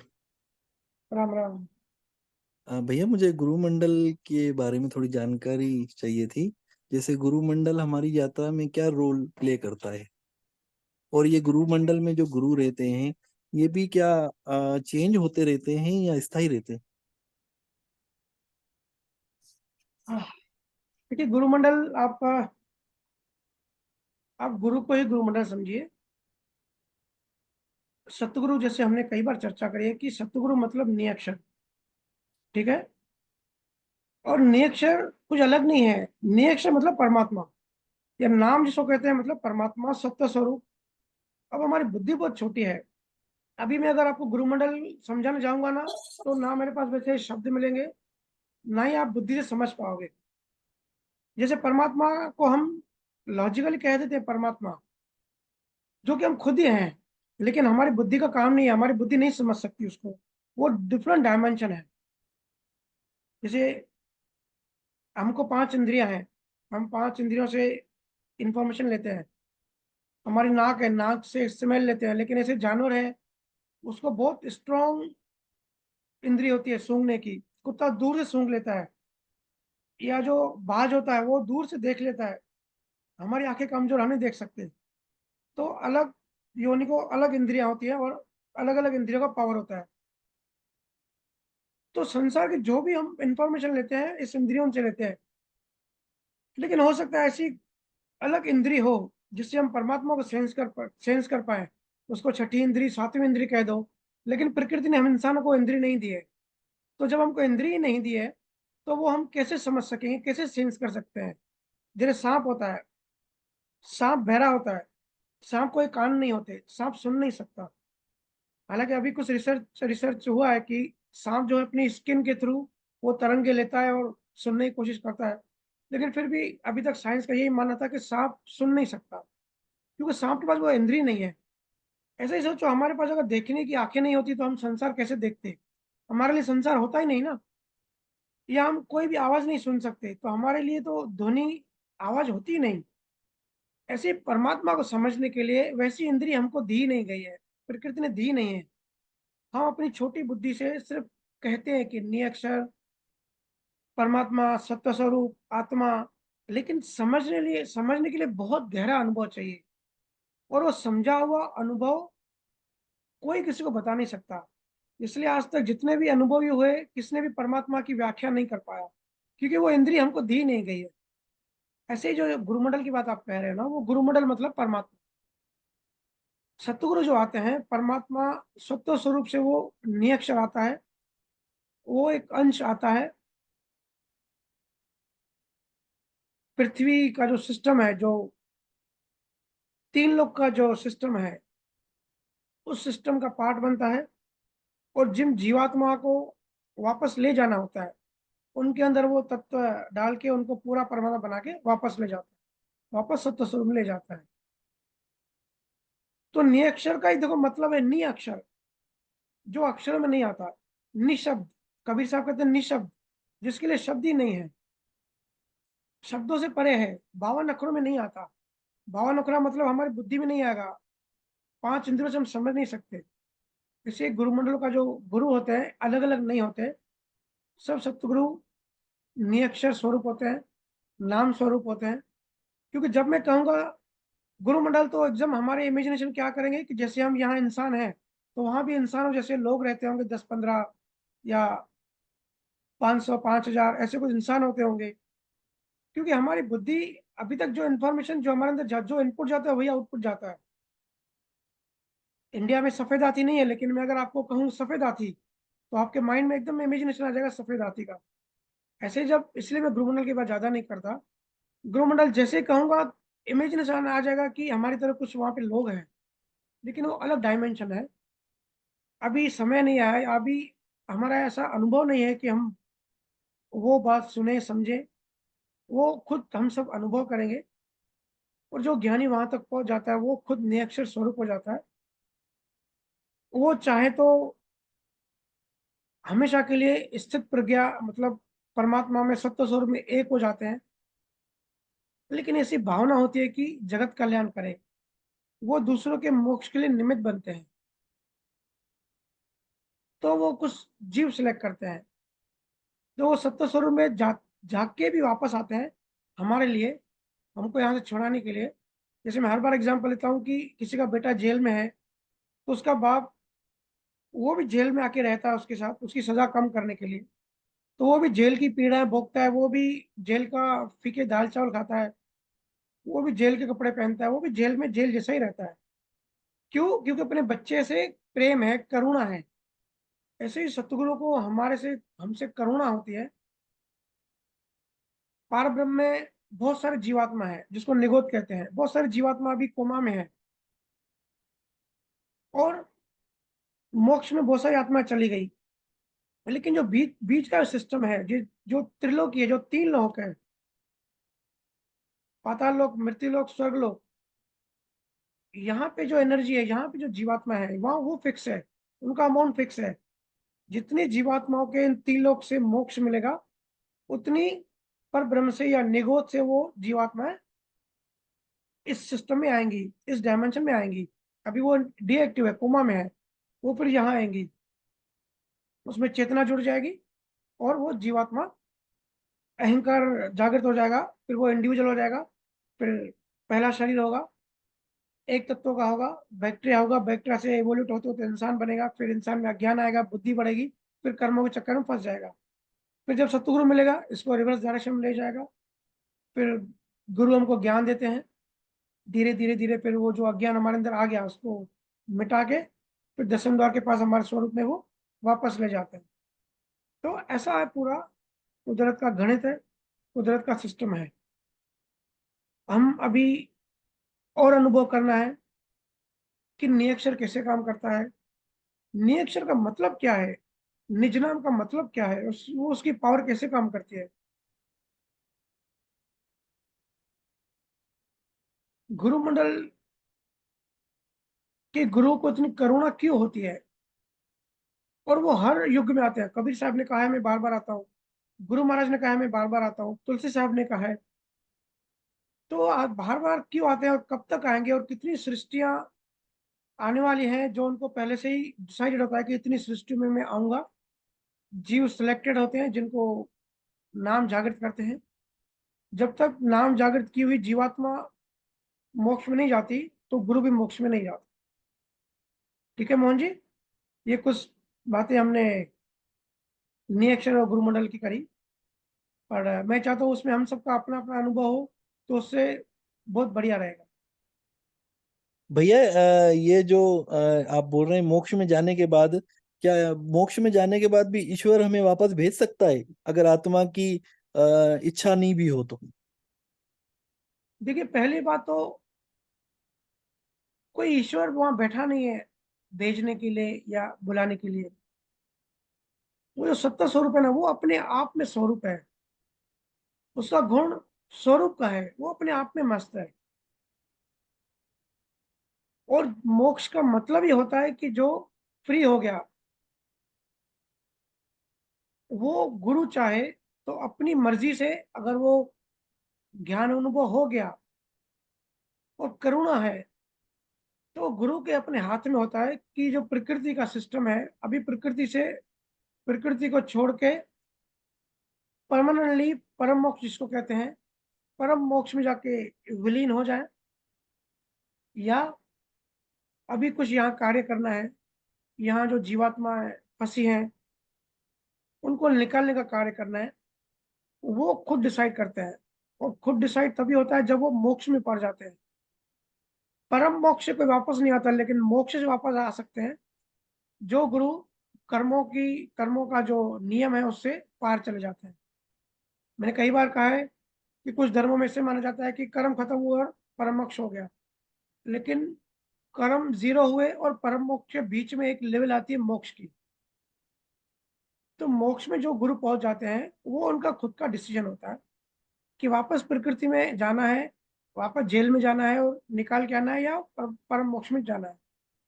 आपने कहा कि उसकी इच्छा के विरुद्ध बेच सकते क्या? अगर उसकी इच्छा नहीं है तो वो आ ही नहीं सकता, क्योंकि बेचने का काम जो है ना प्रकृति करती है। अभी हम प्रकृति में हैं, हम जब शरीर छोड़ते हैं ना, हमको हमारी मर्जी नहीं चलती, हम कहाँ जन्म लेंगे, कहाँ हमारी लाइफ कैसे होगी, हमको कौन सी योनि मिलेगी, हमारा डीएनए, हमारा शरीर कैसे बनेगा। ये प्रकृति हमको धक्का मारती है कि भाई ये है तेरे कर्म, ये है तेरा हिसाब किताब, जा उधर जाके सुअर बन। हम कोई थोड़ी सुअर बनना चाहते हैं, लेकिन हमारे अगर कर्म ऐसे हैं, हमारे बच्चों में बहुत ज्यादा मोह है, तो प्रकृति धक्का मारती है, जाओ। तो धक्का मारने का सिस्टम प्रकृति में होता है। अगर हम मुक्त नहीं है अभी तक प्रकृति से, तो बार बार प्रकृति के जाल से नहीं जा सकते। हमारी इच्छा के विरुद्ध प्रकृति हमको बेचती रहती है, कभी अमीर बनाएगी, कभी गरीब बनाएगी, कभी अच्छा शरीर देगी, कभी हैंडीकैप बनाएगी,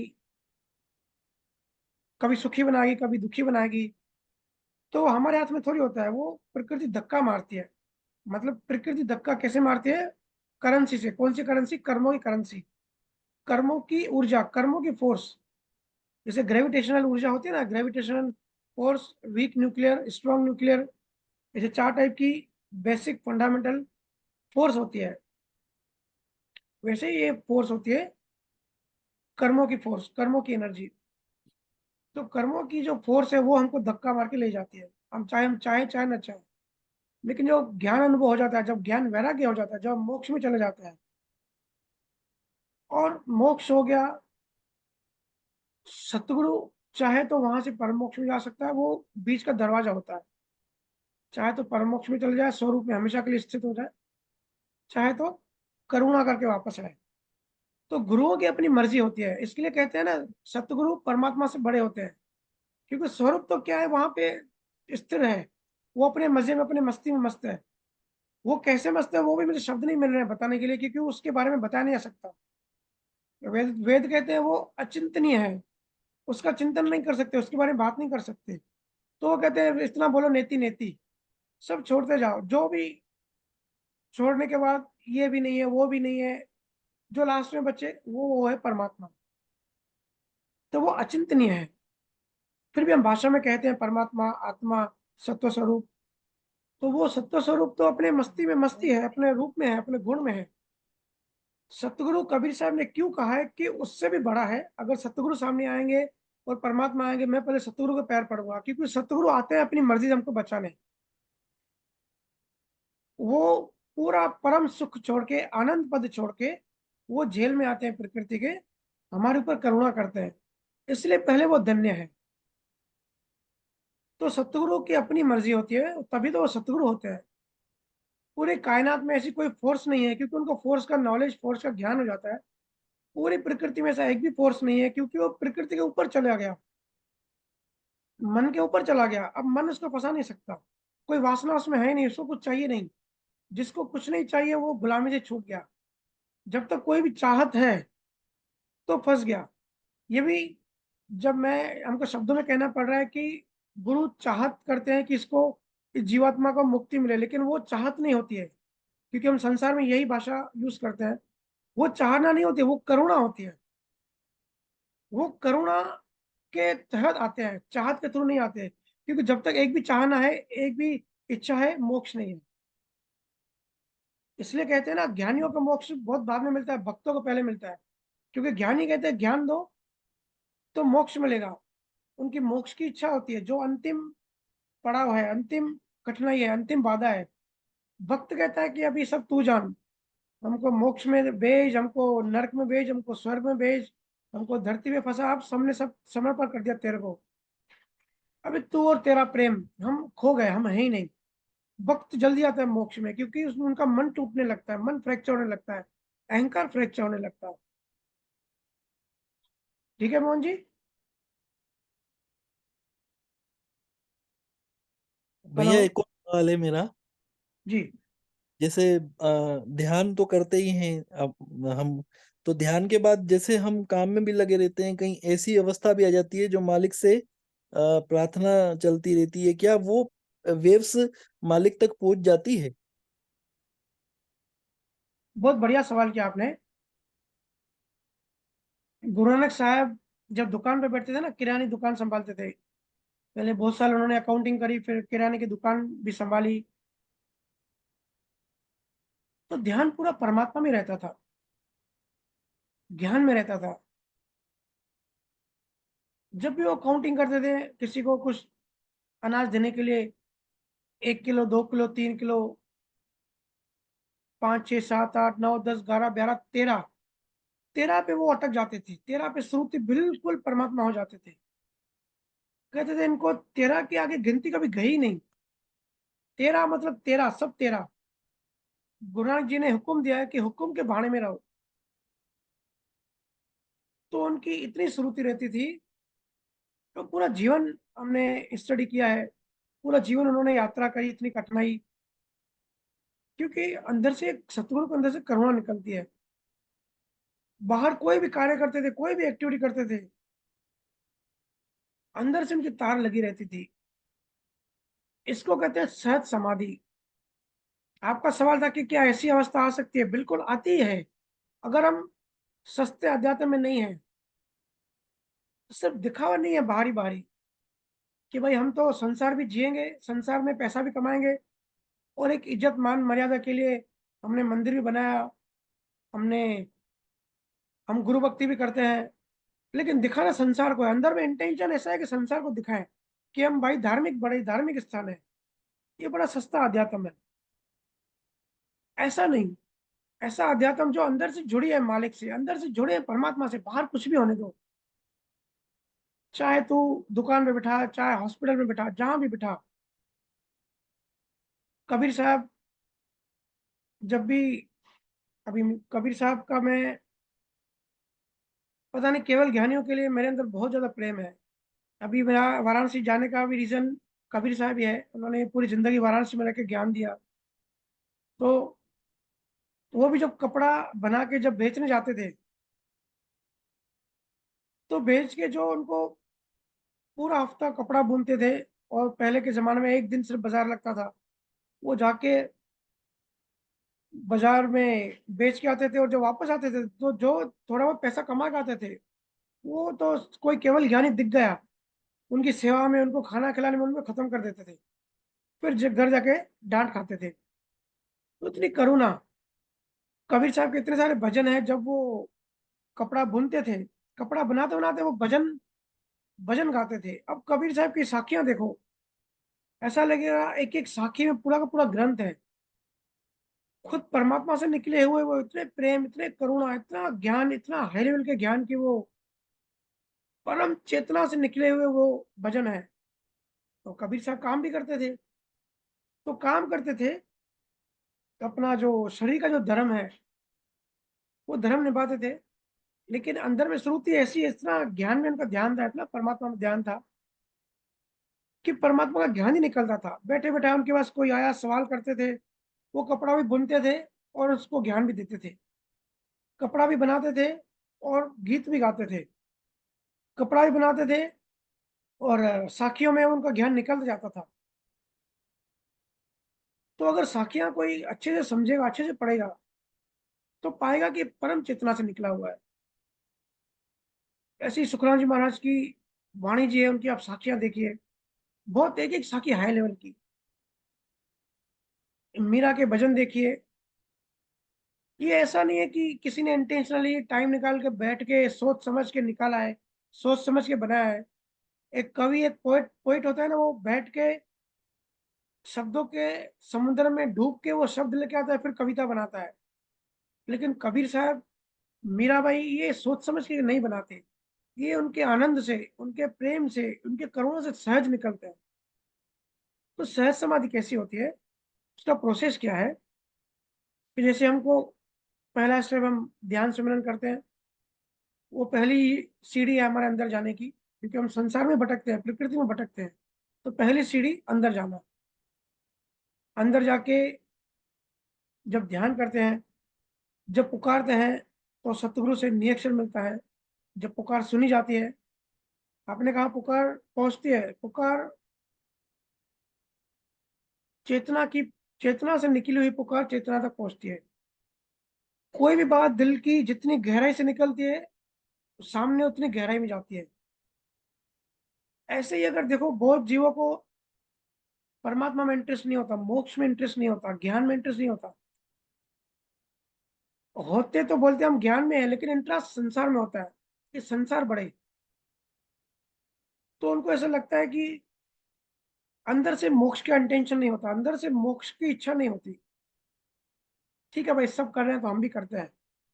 तो वो जो नेक्चर की जो पुकार है, तो पुकार दिल से नहीं निकलेगी, चेतना से नहीं निकलेगी, वो मन से निकलेगी। तो मन मतलब प्रकृति, मन से निकली हुई पुकार मन तक, प्रकृति तक पहुंचती है। फिर प्रकृति उसका भाव देख के अगले जन्म में उसको कोई मायावी गुरु मिलाएगा, क्योंकि चेतना तक वो पुकार नहीं पहुंची। पुकार कहाँ पहुंची? प्रकृति तक। जहां से पुकार निकलती है, जहां से प्रार्थना निकलती है, वहां पहुंचती है। जितनी गहराई से बात निकलती है, उतनी गहराई में बात जाती है। इसलिए मैं कहता हूँ, जब भी कोई प्रार्थना करो, अगर आंख में आंसू नहीं है, तो वो प्रार्थना प्रार्थना नहीं है, वो चेतना से नहीं निकली, प्राणों से नहीं निकली, बिल्कुल भाव के गहराई से नहीं निकली। जब वैसी प्रार्थना निकलती है चेतना से, परम चेतना में पहुंचती है। फिर परम चेतना से कोई सदगुरु आता है, वो तलवार लेके, नियक्षर लेके, इस जन्म में, अगले जन्म में वो नियक्षर जागृत करता है। तो जैसे कि यात्रा हमेशा हम बात करते हैं, एक एक स्थान में यात्रा चलती है। नाभि स्थान, बंकनाल, शंखनाल, मेरुदंड, फिर यहाँ पे जब ध्यान पहुंचता है त्रिकुटी, त्रिकुटी से आगे ब्रह्म, तेरह लोक, दसम द्वार, दसम द्वार के बाद अखंड ध्वनि। तो ये जो पूरा प्रोसेस है, ये प्रोसेस ऐसा है कि दूध में घी तो है, लेकिन अभी घी निकाले कैसे? जैसे दूध का घी निकालने का प्रोसेस है, ऐसे ही आत्मा को या चेतना को परम चेतना में विलीन करने का ये प्रोसेस है। दसम द्वार के बाद क्या होता है? दसम द्वार के बाद जब हम अखंड ध्वनि में विलीन होने लगते हैं, जब ध्यान में हम डूबने लगते हैं, तब संसार से विरह आने लगता है। हमको संसार की जो मायावी जो रस है, जो आनंद है, जो मायावी चीजें हैं, जैसे अहंकार ने, अगर किसी ने हमारी तारीफ कर दी, तो हमारे अहंकार को बड़ा मजा आता है, वाह मैं बड़ा, देखो मेरी तारीफ हो रही है। लेकिन दसम द्वार के बाद जैसे हम ध्यान में रोज रेगुलर डूबते हैं ना, तो धीरे धीरे फिर अहंकार में रस कम लगता है, क्योंकि अहंकार छोटा होने लगता है। कोई तारीफ करे तो हमको पता पड़ जाता है कि ये फोकट की तारीफ है, उसको जरूर हमसे कोई काम निकालना है, जरूर कुछ मतलब है, इसलिए तारीफ कर रहा है, क्योंकि जागृति बढ़ गई। IQ बढ़ गया, इंटेलिजेंस लेवल बढ़ गई, जड़ तत्व कम हो गया, चेतन तत्व बढ़ गया।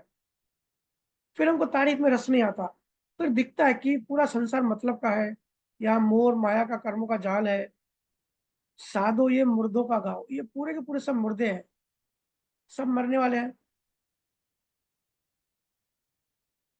जैसे अगर कोई नहीं नहाता तो उसमें से स्मेल आती है, ऐसे ही जो ज्ञानी होते हैं उनको एक अलग प्रकार की स्मेल आती है संसार से।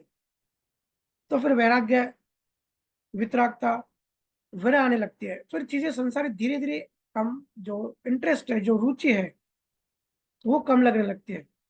फिर धीरे धीरे ध्यान जो है समाधि में कन्वर्ट होता है, समाधि परम समाधि में, फिर गहराई बढ़ती जाती है, चेतना मर्ज होने लगती है परम चेतना में, अखंड ध्वनि में, नियक्षर में, श्रुति शब्द में समाना चालू कर देती है। अब मैं जब कह रहा हूं कि समाधि होने लगती है, तो वो समाधि घंटों की बात नहीं कर रहा हूँ, क्योंकि टाइम डिल्यूजन है। दसम द्वार के पहले का जो टाइम है, हमारा जो बायोलॉजिकल जो शरीर का, यहाँ हम बैठे हैं, यही जो टाइम है, जो 1 सेकंड 2 सेकंड की जो स्पीड है, वो अलग है। और जैसे जैसे हम सूक्ष्म लोक में ऊपर चढ़ते हैं, त्रिकुटी से आगे बढ़ते हैं, वहां का समय अलग है। और दसम द्वार के बाद समय काल जो है वो खत्म हो जाता है पूरी तरह से, समय के ब्योन चले जाते हैं। गुरु नानक ने कहा है ना, अकाल पुरुष, वो अकाल है जहाँ समय नहीं है, समय के ब्योन, टाइम एंड स्पेस वहां नहीं है। स्पेस मतलब आकाश तत्व है, पांचों तत्वों से वो ब्योन चला जाता है। तो टाइम की बात नहीं कर रहा हूँ, लेकिन क्वालिटी, भले ही 1 घंटे के लिए समाधि लग जाए, लेकिन वो 24 घंटे के बराबर होती है। हो सकता है कोई 24 घंटे समाधि में। ऐसे करते करते आगे जब वैराग्य आगे लगता है, फिर ये जो हमारी श्रुति जो एक लिंक लग जाती है, ये परमानेंट हो जाती है और पक्की हो जाती है, जिसको स्थित प्रज्ञा कहते हैं। प्रज्ञा स्थिर हो गई ज्ञान में, दशमद्वार के ऊपर, या श्रुति 100% समा गई शब्द में, नदी समुद्र में चली गई। जब ऐसी अवस्था आती है, तब हमारा शरीर तो बाहर होता है, हम तो जिंदा होते हैं, हम तो काम करते हैं, हम तो दुकान जाते हैं, पैसे कमाना पड़ता है, सुबह उठ के घर से जाना पड़ता है, महिलाओं को घर के काम करने पड़ते हैं। लेकिन अंदर में जो है, अंदर में जो है वो समाधि लगी रहती है, उसको कहते हैं सहज समाधि। कबीर साहब कहते हैं साधो सहज समाधि भली। फिर वो सहज समाधि 24 घंटे परमात्मा में श्रुति तार कनेक्टेड होती है, 24 घंटे हमारा ऑटोमेटिक ध्यान ही चलता रहता है। फिर कितने भी भारी संजोग आने दो, बाहर के कितने भी घटना आने दो, वो घटना हमको असर नहीं करती, क्योंकि अंदर में हमारी जो चेतना है वो परमात्मा में लीन हो चुकी है। जैनों में से कहा जाता है कि जब ऐसी अवस्था आती है, तब वो उस तीर्थंकरों का या उस केवल ज्ञानी को आखिरी जन्म होता है। जब केवल ज्ञान हो जाता है, तो बीच का मन मिट जाता है, आत्मा होती है और शरीर होता है।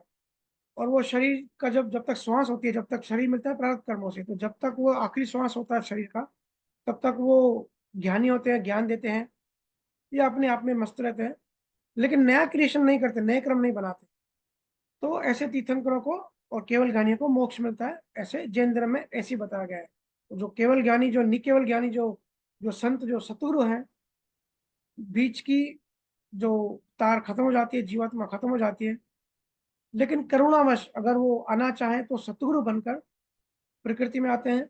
और यहाँ यहाँ वो नई क्रिएशन नहीं करते मिनिमम, क्योंकि यहाँ रहना है तो प्रकृति में कर्म बनाने पड़ेंगे, शरीर बनाने पड़ेंगे, तो मिनिमम कर्म करके, क्योंकि शरीर मिलना चाहिए, इतने कर्म के शरीर मिले, एक सहज जिंदगी चले, और साथ में जॉब करते हुए, धंधा करते हुए, काम करते हुए, संसार में संसारी रह के, उस समय की जो गलत मान्यताएं बन गई है, जो गलत धारणा है, जो अंधविश्वास बन गया है, जिसके कारण जीवात्मा परमात्मा से दूर हो रहे हैं, उनको तोड़ के, ब्रेक करके सत्य स्वरूप में जीवात्मा को वापस ले जाए। तो इस तरीके से जो है पूरा ये सिस्टम काम करता है। ये तो कहने में और सुनने में तो 1-1.5 घंटा में हम कह लेते हैं, लेकिन पूरा जीवन भी कम है अगर इसको हम अनुभव करें तो। हजारों जन्म लग जाते हैं इस एक चीज को अनुभव करने में। ये तो थ्योरी है, ये तो बातें हो गई, लेकिन ये अनुभव कैसे हो, इसके लिए बहुत जन्म लेने पड़ते हैं। इसलिए रुचि जो है, जो इंटरेस्ट है, वो अध्यात्म में लगाए रखें। प्रारब्ध कर्म, जो हमारा शरीर है, जो जीवन चल रहा है, जो सुख दुख अप डाउन आ रहे हैं, हमारे जीवन में कोई आता है, कोई छूट जाता है, कोई पैदा होता है, कोई किसी की मौत होती है, ये तो कर्मों से चलता ही रहेगा, वैसे भी चलता रहेगा। आप क्यों चिंता करते हो, व्यर्थ चिंता करते हो। आप ऐसी ट्रेन में बैठे हो जहां सामान अपने सर पे रखा है, क्योंकि आपको ट्रेन दिख नहीं रही है, आपको लग रहा है कि ये सामान मैं उठा रहा हूं, तो आप कूली बन के बैठे हो। मस्त सामान उतारो, ट्रेन की नीचे सीट पे सामान रख दो और ट्रेन में यात्रा का मजा लो, यात्रा का अनुभव का मजा लो।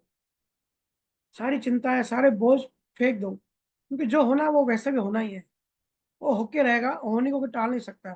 फिर चिंता क्यों करनी।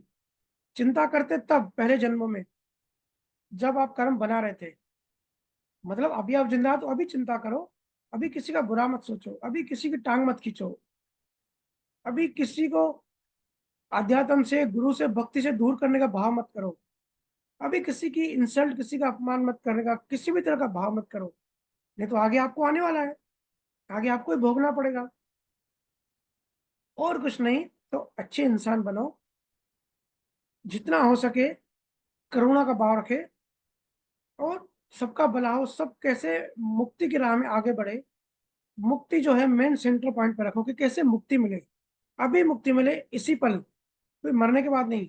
अभी सहज समाधि लगनी चाहिए, अभी आनंद में, ज्ञान में हम रम जाने चाहिए, अभी मस्त होने चाहिए। ठीक है, तो समय हो गया, अभी हम सत्संग को यहीं विराम देते हैं। आप सबका बहुत बहुत धन्यवाद, सभी संतों को राम राम, सबको मेरा बहुत बहुत प्रेम। I love you so much. Ram Ram भैया। राम राम।